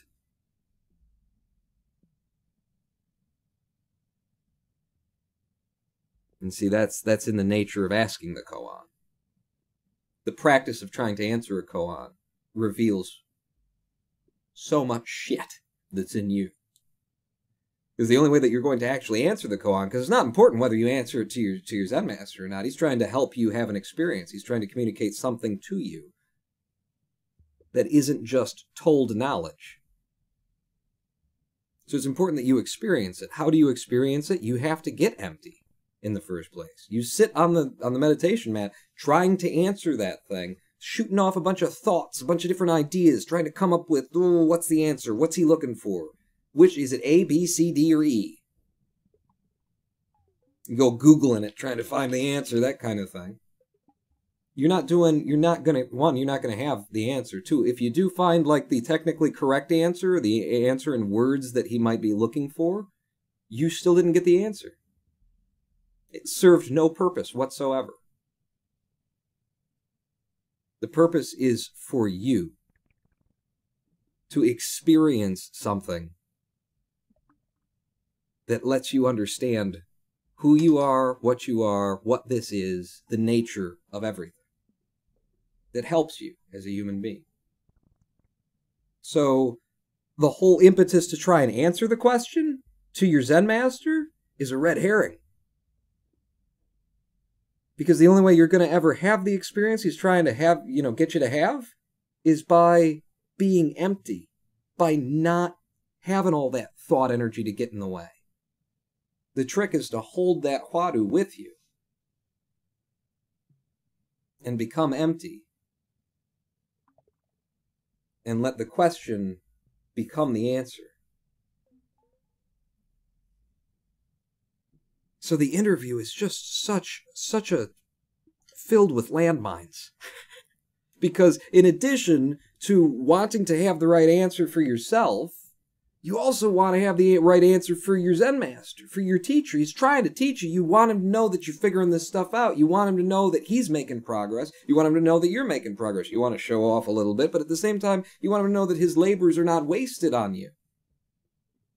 And all of that desire and all of that bullshit, as well-intentioned as it is, will get right between you and answering the Huadu. In acknowledging that he is calling me to said interview through the means of him, objective using the bell, the object calling me, the subject via the sound of the bell, the causation of the object. What the fuck? Either in response to me or Rai, and either would be absolutely appropriate.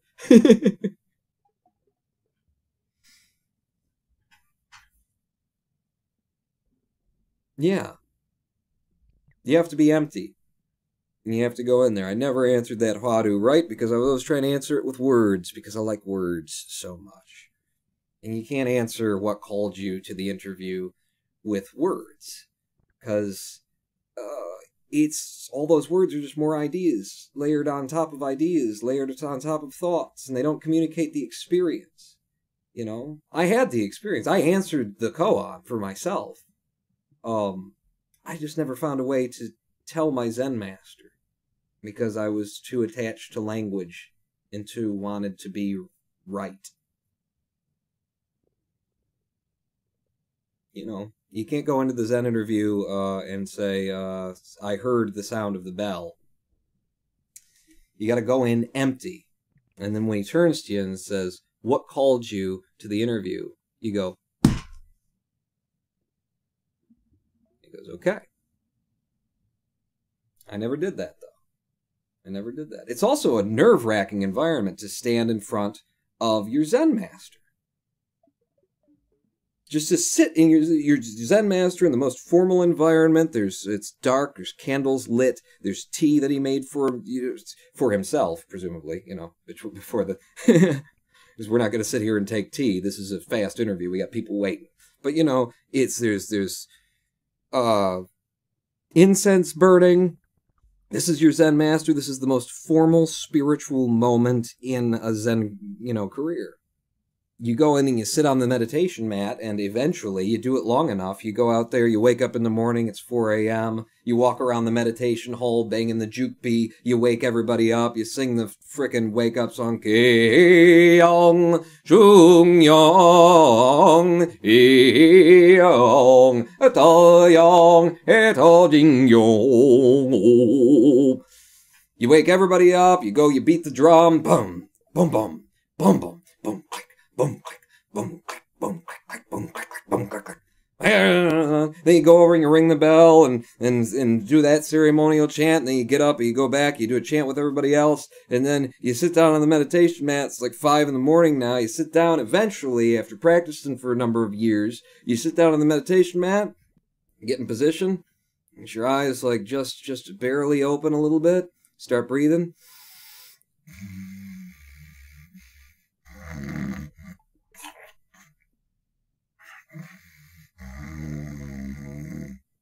You just fall asleep. You get comfortable. The most formal, thing in your life is going into that interview, sitting across from your Zen master, and he's got a question for you, and you don't have an answer. Have you tried the answer banana? Tells your master you don't care anymore. Not a bad answer, actually. Not a bad answer. I several times considered the koans that I received after that koan, I did eventually consider answering him. Seriously. Or nipples, banana nipples. That would work too. Guess I'm a Zen master then, says Pony, because he dabs. Difference is that bringing along a bell implies premeditation, says Bonafide. Second bell and or second sound, says RMAJ. Early in my meditation, or early in my things too, I never had the balls to do this, but I thought a good answer. But this is the thing, like, thinking you got a good answer is like, that was before I actually experienced the answer, you know, and I had a good idea. It was something I just wanted to do, because I'm this kind of guy. I really wanted to, like, have him go, Risham? Yes, Suna? What called you to the interview? And then I just lean over his lap, take the bell, and go, ding, ding, ding, ding, ding, ding, ding, set it down and walk out. Boom! Drop the mic! Always wanted to do that. Didn't quite have the balls. I got balls to do horrible other things that were inappropriate in the Zen Hall, though. So I'm proud of those. Did you ever think to reach over and drink his tea? I feel like that would be a good example of what called you to the interview without using words. right, 10-10. You need to get rid of your curiosity, expectation, says Looney700. I was just thirsty, to be honest. Curiosity and expectations, you need to get rid of all your bullshit mind activity. That's what sitting down in meditation is about, man. You know, you're sitting there, like, trying to figure things out. Like, you can do that without sitting in meditation and breathing. You can sit, you know, there's the thinking man posture. Just go do that for a little while.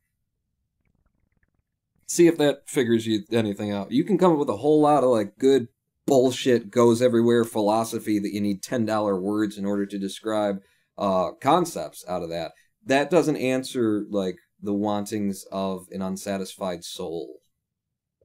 Which is what I was there for. So I practice Zen, and Zen is, you know, it's about getting empty, getting clear, removing all of the impediments that you create for yourself. With all your ideas, all your thinking, your notions. It's something to try when all of your curiosity has led you nowhere. Yeah, so that was my first koan. It was my first koan, and eventually, even though I never gave him a like proper answer, he did give me other koans, other hwadus. And I answered at least one of them, but the answer that I gave was correct and not right. I could never figure out how to answer a koan. I could never figure it out. You know, the whole thing of just getting empty. Getting empty is the most important part. And that's why you stay in the Zendo for years and years and years, Zen Hall, and, you know, stay there for, like, decades in order to get to the point where you can actually get empty and go into the most formal environment, the most ceremonious environment, and stay empty, and stay calm and at peace and clear, and then sit down with no expectation whatsoever, and then have somebody ask you a question, and then just let the answer fill your emptiness up and overflow in whatever way it does, without trying to intervene. Without trying to involve yourself, your small self, your little I am self, me, my ideas and opinions and my thoughts. Without having a question trigger that little fucking mouse trap in your head where you put the bead at the top and I caught the mouse! Have someone ask you a question and not have all the gear work go. You know, it's one thing to like to be able to do that is fine. It's not like you got to get rid of that. Never have that. You need to be dumb and stupid. You need to be like a rock. It's not about that. It's about recognizing that there is an experience other than that, and you aren't living that. You kind of don't have control over yourself. I walk into a room and ask you a question. I just put a collar on you. You're my bitch now because of how your mind works, right? I walk into a room, ask you a question, and you're immediately, like, without even considering, do I give a shit? Your mind just starts, which is why I considered answering some of my hwadus with to show, you know, I don't need to do that today. I'm fine. Someone walks into a room and asks you a question, and you're immediately like, my phone isn't, and I can't get on the Wi-Fi, and then you're immediately like, well, have you tried the... Did you have a choice in that, or did you just react before you had a choice? Because if you just reacted, then guess who controls you for that moment? I want to be pulling the bitch. Oh, I like being the bitch. You could put a collar on me. You could put a collar on me, Paul's hologram one. What if you remained silent, says Looney700? What do you think I did? Most of the time, most of the time, when I hadn't experienced the koan, I actually, that's one of the reasons why I never really answered the koans, was because, I never tried to answer the koans or the huadus, and why I can't say that I racked up a bunch of tallies in my favor. Ooh, he answered six in 6 months. No. Is because I felt it was like an insult to my teacher to like throw fucking noodles against the cupboards. To just come in there and be like, well, I don't know. I certainly didn't have the experience you were trying to get me to have, but here's an idea. Let's see if it's right. I did that. I didn't do that once, actually. I never did that. The one koan that I answered correctly because I went away to another temple for a meditation retreat. Hardest retreat of the year in the samurai Zen Japanese style on Mount Roshi. Zen Master Roshi's mountain in California. It wasn't hard at all. Maybe things have gotten easier over the years, or maybe because I was there and they just relaxed it because my energy was so. But I went there, and in the course of that, the Zen Master was no longer living on the mountain. He was no longer practicing on the mountain. I believe he was 108 at that point. So what they had was recordings of him at previous meditation retreats. So they played a certain year's 7 days worth of Dharma talks that he had given at a previous meditation retreat. And in the course of listening to his Dharma talk, he basically gave away the answer. I don't know if he gave it away, if he just like said it outright, or if it just like finally clicked to me. But I know that it clicked here. It wasn't an experience that I had. It was an experience that I had of like acknowledgement, of recognition, of yes, I get it now. But getting it and knowing through wisdom, through experience, are two different things. So, when he asked me that koan later, and I already like got it and understood it and had been taught it by another master, by his master in the Dharma, my teacher's teacher in the Dharma, I just answered it because it felt like, it would be more of an insult to pretend like I didn't know the answer when I do know the answer, even though I haven't experienced the answer. But honestly, it comes and goes. Some days I'm full of amazing words and others not, says Rai1010. About collars, made a collar out of a small belt. Don't put collars on your neck. I guess that brings us to the portion how we wanted to wrap this live stream up, which is to talk about don't kill yourself. Wanted to wrap the whole thing up with a nice suicide message. The suicide message is this: it's not a way out. It's not a way out. Whatever you're going through, it doesn't end when you kill yourself. Sorry to say.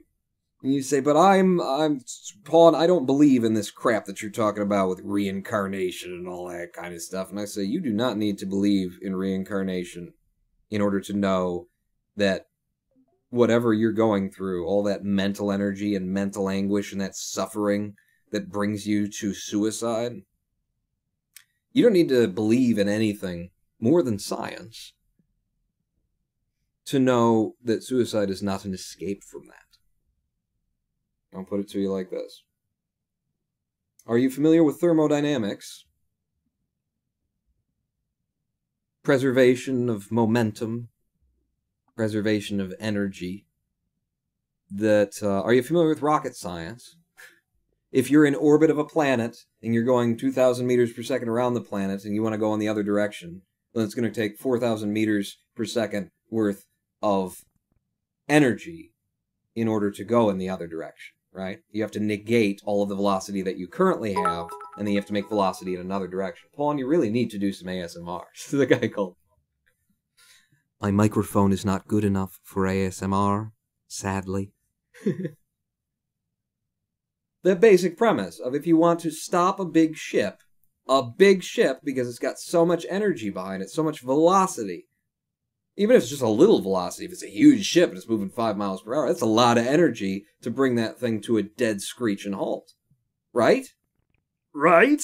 Thermodynamics, preservation of energy, doesn't just stop. It has to go somewhere. It has to do something. So, let's say you're sitting there, miserable, suffering, in pain. Pain is not physical, it's mental, it's emotional, it's the kind of deep, deep, deep anguish that brings us all to rest the knife blade onto the wrist and just sit there and realize all I have to do is pull. And that's it. All I have to do is pull, and that's it. And if you haven't been there, good for you.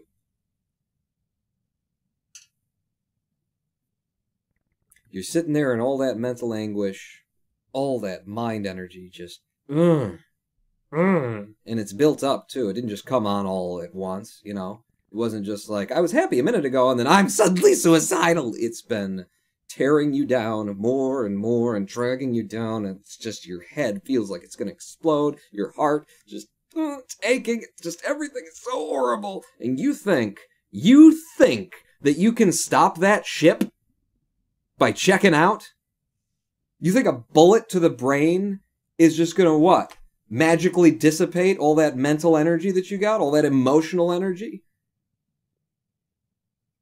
Scientists and minds in the crowds are going, yeah, because blood and circulation and stuff like that. What the fuck? Listen, your experience as a human being is not image and audio and touch and taste and all that. It's not. It is emotional. You walk into a room and the room is colored by how you feel. The room is the light in the room looks different depending on how you feel. You bring things with you through the day, you know. Most people, and this is not something you want to do. Something you want to, you know, Zen would teach you how to not do it. But you've got something, you know, something that's weighing on your mind in this room right here, right now, and you say, oh, screw it, I'm going to walk away from it. And you get up and you walk away. How many of us can actually get up and walk away from it? You walk away and you're dragging it behind you, right? You get into the other room and you can't stop thinking about it. You'll take a shower, try and distract yourself. You can't stop thinking about it. It's everything that you do is now colored by this thing that exists in your head. Not an external experience, not coming in from the outside. It's not energy that's outside of you that you're just reacting to. It's energy that's in here, that's erupting from inside of you. It's a fucking volcano and it changes the entire world. You carry energy around with you that you're feeling awful and you walk into a room, everybody else feels that. Everyone who's tuned in, who's paying attention, who gives a shit. Trust me, in a Zen hall, man, when one person was having a bad day, we were all having a bad day. Somebody brings a cloud over their head into the kitchen where we're all working. We're Zen practitioners. We are fucking open, man. We can smell you coming from a mile away. And that means we all have to work in this environment, and this guy's got a cloud over his head for whatever reason. We are all being rained on all fucking day long. And it kind of like bounces off other people, doesn't it? Now you're making me feel bad, and now I actually feel bad, you know, I'm under your rain cloud, and now it's kind of my rain cloud, because the fuck, and now I'm angry, and now you're getting better, but now I'm angry, so now you can't get better, because now I'm angry at you for making me feel... Just bounces around like that. This is the power of our minds. This is the power of the energy. This is the amount of energy in your mind. Intense. You think bullet through that is going to just stop it? It's just going to, that boat is just going to, giant fucking oil tanker. Boom. Just dead stop. Okay. Well, you know, I think you should make a perpetual motion machine because you've clearly figured out a way to violate thermodynamics and the laws of the universe. Think of it this way, pawn-defiled death is not a separate solution. It does not immediately dissipate all of the suffering that you or anyone suffering from depression or suicidal thoughts. It just shifts from you to another person or people. It shifts from you to people who care about you. It causes them insufferable anguish, which can spread even further to others who care for them. So no, death is not a solution, says Rai 1010. It's not a solution for you either. I mean, you might as well make yourself a perpetual motion machine if you think you can stop all of the energy of your mind in one swift action. And I am quite confident that as the years progress, quantum mechanics will marry with neuroscience, and neuroscience and quantum mechanics will finally get together and actually explain how the brain works, and that it is not all chemical on this plane, and it is not all simply electrical on this plane. There are dimensions worth of consciousness that are all contributing to what you're experiencing. This thing up here has a lot of physical functions, a lot of electrobiomechanical functions. It's also a fucking antenna. It's a medium through which your consciousness, which exists on multiple realms, continues to exist. I personally do believe in reincarnation. I think it's the scariest fucking thing ever. It is not a cop-out for, I don't want to die, so I'm going to believe that I get to come back. Are you kidding me? You think I want to come back? Some days, I'm like, yeah, what the hell? I'll go for another round. Some days. It's not a way to avoid death. It's something I believe because it makes sense. To me. Because of everything that I've experienced in my life. Even before I found Zen, the biggest problem for me with Christianity had to do with that. You know, you get one lifetime to try and figure this stuff out, and if you didn't figure it out and you're a bad person by the end of it, you're done. Fuck you, God. You're immortal. You know? It's just shitty, isn't it? Human being? You know, different people having different conditions. You know, some guy gets born with like a malignant tumor, or not malignant, but gets born with like a overactive the hypothalamus gland, the gland that's responsible for like raging out and anger and doing violence and stuff like that. People are born with that kind of issue. Now, because this guy, you know, goes out and does horrible things with his life because he had everything stacked against him. You know, forget about, like, medical issues. Somebody's born into a, you know, silver spoon in their mouth and a mansion. They got everything. Okay? They managed to make a decent life out of it, which is kind of hard to do. I'll give you that. Managed to make a decent life out of it. Okay, you get to go to heaven. Dude born in the projects, never had a chance. Parents didn't care. Didn't have any money. Had to do horrible things just to get by, slowly but surely learned that the world's a horrible place, that you can't move forward. This guy ends up doing bad things over the course of this one life that he gets, and then he doesn't get to go to heaven? Because he never had a chance from the very beginning? Fuck you, God. That never sat well with me. A lot of things never sat well with me, but that one I couldn't think my way around. That's a problem. For God. With me. And the idea that you just live one life and then you're out just never felt right in my stomach. Just never felt right in my stomach. I mean, I don't need logic for that one. I was talking about reincarnation when I was a kid and didn't know that it was something that other people actually... Didn't know that it was a concept, you know, that other people had. I didn't know that there was a thing called reincarnation. I was already like, you know what makes sense to me? Is that you don't actually go away. I was a weird kid. Where does this mental energy come from in the first place? This is Looney 700. Well, that's what you have to answer.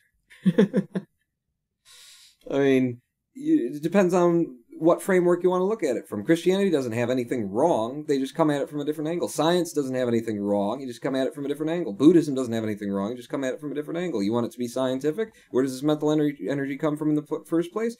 Fucking stars. You are star matter. You are stardust. It gets started, it swirls around, this is just the mechanics of the universe. Every single thing that has ever happened since the beginning has been fated. As soon as that thing exploded, what your mind was going to think on a Zendnesday night at 7:34 p.m. was preordained. It was going to happen. There's where your mental energy comes from. Stars don't blink out of existence. You can't shoot them with a bullet and then it's just over. You can't slit a star's wrist and then it just stops burning. Not the way it works. Even when it burns out, its energy is just in a different place, in a different form now.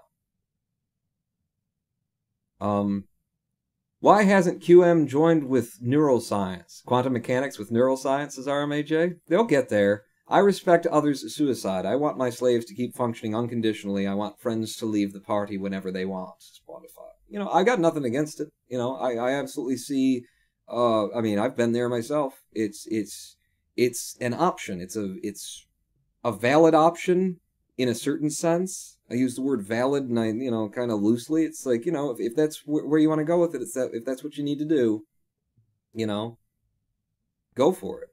Everything is part of a process, in my belief system, including your suicide. I'm just saying, if you think that it's going to get you out, that's what Buddhism is all about. Buddhism is potentially like the most optimistic and most pessimistic religion in existence, because it says, you are stuck here. Welcome to samsara. This world is an illusion. It's full of suffering. Your life as a human being is defined by suffering, and your only way out is almost impossible to accomplish. Have a nice day. And people come back to it. Why? Whatever, suicide and depression sits in a touchy place with me. I just don't like people believing that ending it all will just make everything okay again, because it doesn't. It affects other people than you'll ever know. And that's true. And that's true. The point that I keep focusing on is that it doesn't get you out of what you're in either. And there are much easier ways to get you out of what you're in, too. Much easier ways. You know. It's just sad. Suicide is, in reincarnation, in Zen and Buddhist circles, suicide is regarded as an addiction. You get started on it in lives. If you believed in reincarnation, you know, you get started on it, and it's a cycle. It's hard to get out of, you know, because that mind that got you there, that brought you to, I'm going to end my own life, we don't believe that mind just goes away, which means you start your new life, and that mind's still with you, and you haven't resolved what brought you there in the first place, and you didn't figure it out. You don't know how to deal with it. That's why I recommend figuring out how to deal with it. Because exit, even if you don't believe what I believe, maybe you want to consider the possibility, maybe he's right. Maybe he's right. Is there an alternative? Is there something I can do now other than just peace out? Because what if I pull that knife or that trigger and I find out I'm still here? Living past your time also affects more people than you'll ever know, says Pondafail. Nothing worse than living out of duty, says Pondafail. The universe is too awesome for that. Yeah, there are, you know, Zen is very, I mean, Zen and Buddhism are the ones where the monks immolate themselves in protest of things. And I've actually got stories about that I won't bore you with, because they're Zen stories, so they don't go anywhere, and they only mean something if you know, if you have a frame of context. But where a nun in, I believe, China? I don't know. A nun in a Southeast Asian country wanted to protest something and wanted to immolate herself. And her Zen master said, I will not allow you to immolate yourself until you know how to do it right. And so she studied and trained with him for 3 years so that he would give her the okay on pouring gasoline over herself and lighting herself on fire. To everything turn, turn, there is a season, turn, turn. There is a right way to commit suicide. It's not in the pit of despair, because the pit of despair comes with you. Throughout all of Christianity, it's very clear that their God is actually the bad guy. He floods, he kills, he brings sadness. Their Satan is actually the nice guy. He just encourages people to do what they want and makes fair deals. I don't know. Devil came down to Georgia. He was looking for a soul to steal.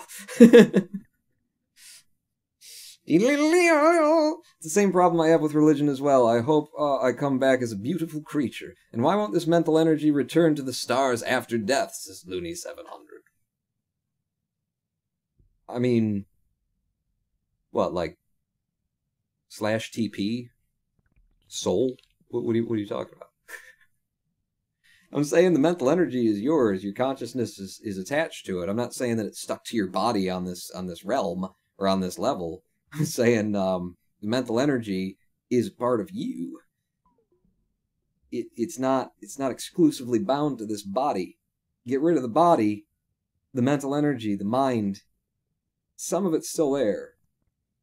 It's the quantum mechanics and the neuroscience, I think, is going to come up to it. Is going to get around to it.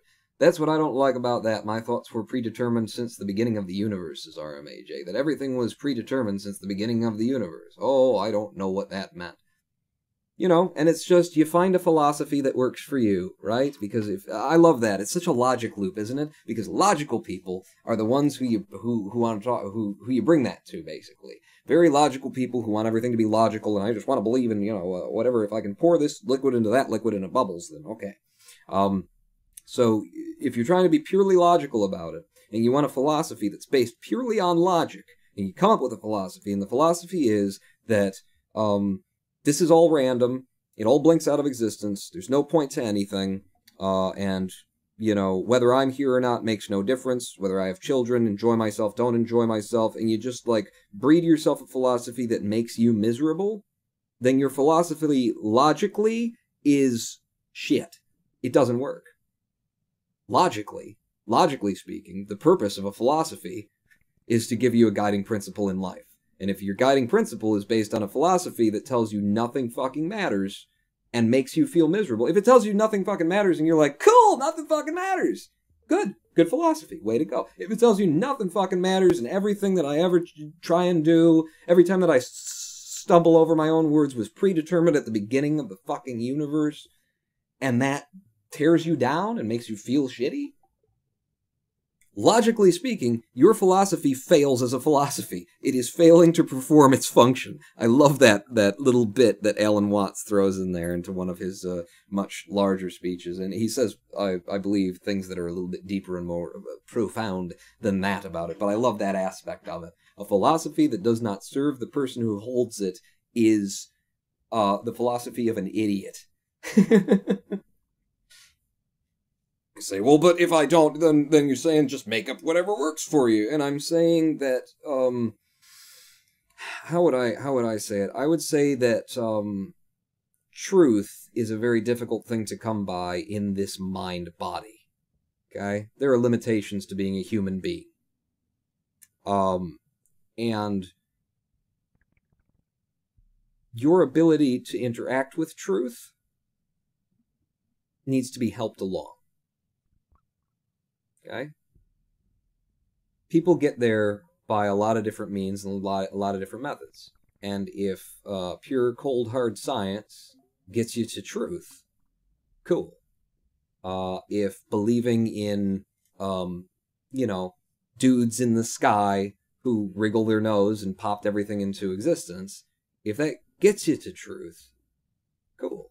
And if at the end of the day you found truth and you still believe in the dude in the sky, bearded guy, because it still somehow jives with your truth, the fuck does it matter?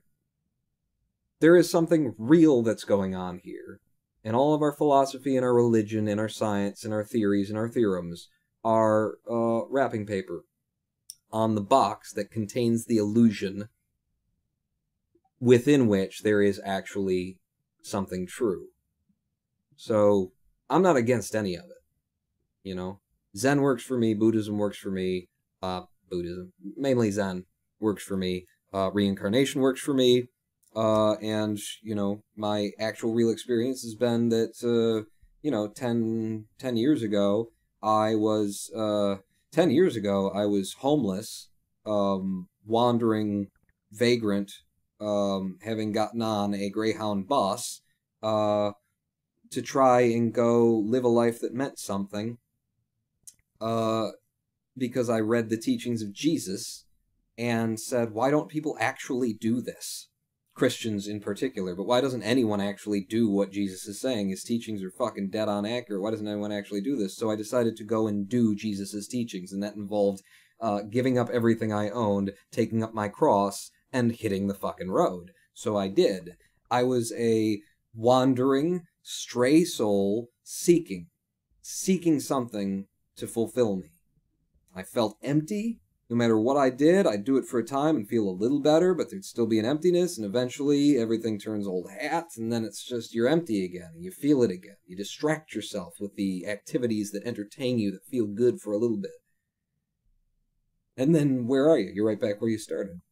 That's what I was living 10 years ago. Nowadays, you know, I go lie on the couch for the next 40 years and be pretty much satisfied. I've found my peace of peace. And that doesn't mean that I don't get angry. I think the true measure of peace is, can you get angry and be peaceful? And sometimes I get angry and I'm not peaceful. I think the true measure of peace is, can you be depressed and be peaceful? You know? People like to put things on black and white as though anything in the universe is black and white and say, well, how could you be peaceful and be angry at the same time? Your language is insufficient. Your mind requires expansion. Take these psilocybin mushrooms. I actually know a man who did just give up everything to become a man of God, and he's still doing it. Gotta respect the man, says Rai Denton. He is pawn Jesus, says RMAJ. Everyone's Jesus. We're all Jesus. We're all breathing the air that was in his lungs still, because if there's a certain particle that has a half-life that it's still in the air, and given how long it's been since his death, it's basically, you know, distributed evenly across the planet. There's a little bit of Jesus in everyone, and that's a scientific fact. Well, this is too deep. Please stop. I'd be up for shrooms, says the Secretary Pony. I'm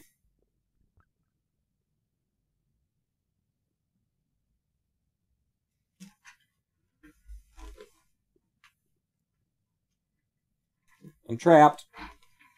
It's going to be so epic. I was going to walk off.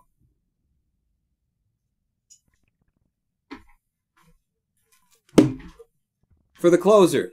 For the live stream. Maybe we should... Oh, damn it. Now I can't remember any of the chords. Hang on.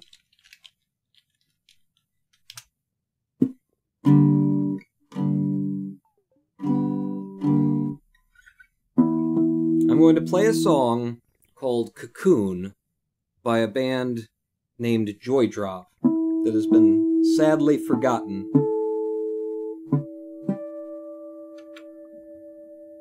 Can't find their music on Google Play. It's out there on the internet.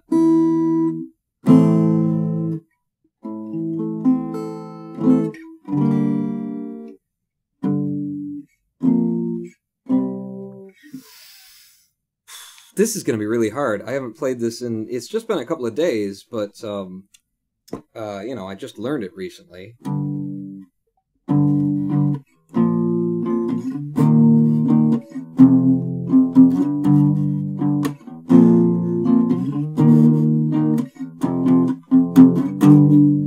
Just getting familiar again. See, that's why. If I should... Whoa. I gotta get the headphones off. If I should choose to live in my cocoon, wrap myself in me, cry myself to sleep. If I should choose to protect my tender heart, build a shell from you, steal myself from you. If I should choose to fall apart, don't you think you should let me? If I should choose to die alone, you should forgive and forget me.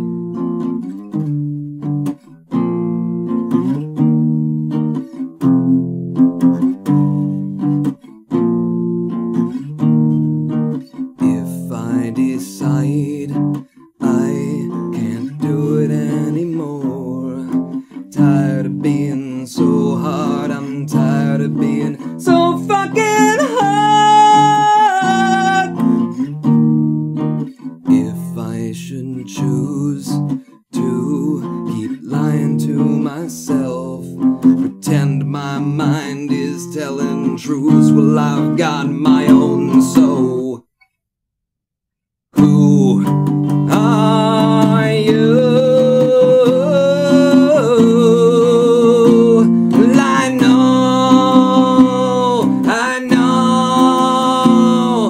know if I should choose to fall apart, don't you think you should let me? If I should choose to die alone,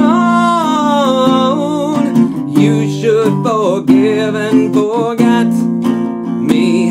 If I should choose to fall apart, don't you think you should let me? If I should choose to die alone, you should forgive and forget me.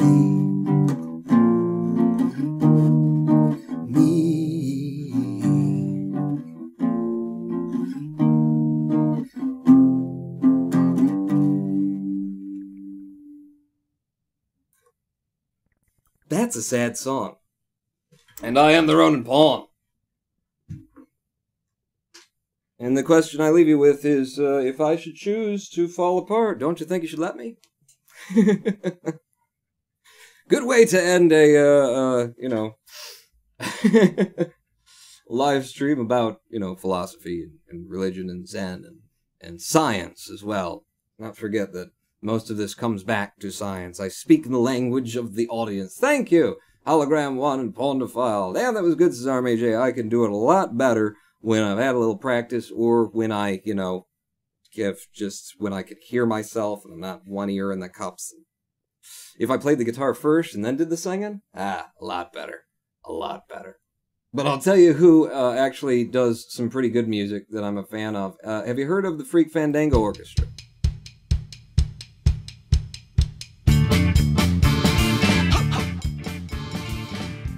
And we've come to the end of everything. Thank you all for showing up. Thank you all for sticking around. Good God. I'm surprised to see how many of you did. We'll be back here when? Friday? 2 days from now at 4 p.m. Eastern with God knows what that we'll be playing on the channel here. We need some Planet Coaster. We need some Planet Coaster on this channel. Damn it. I don't know.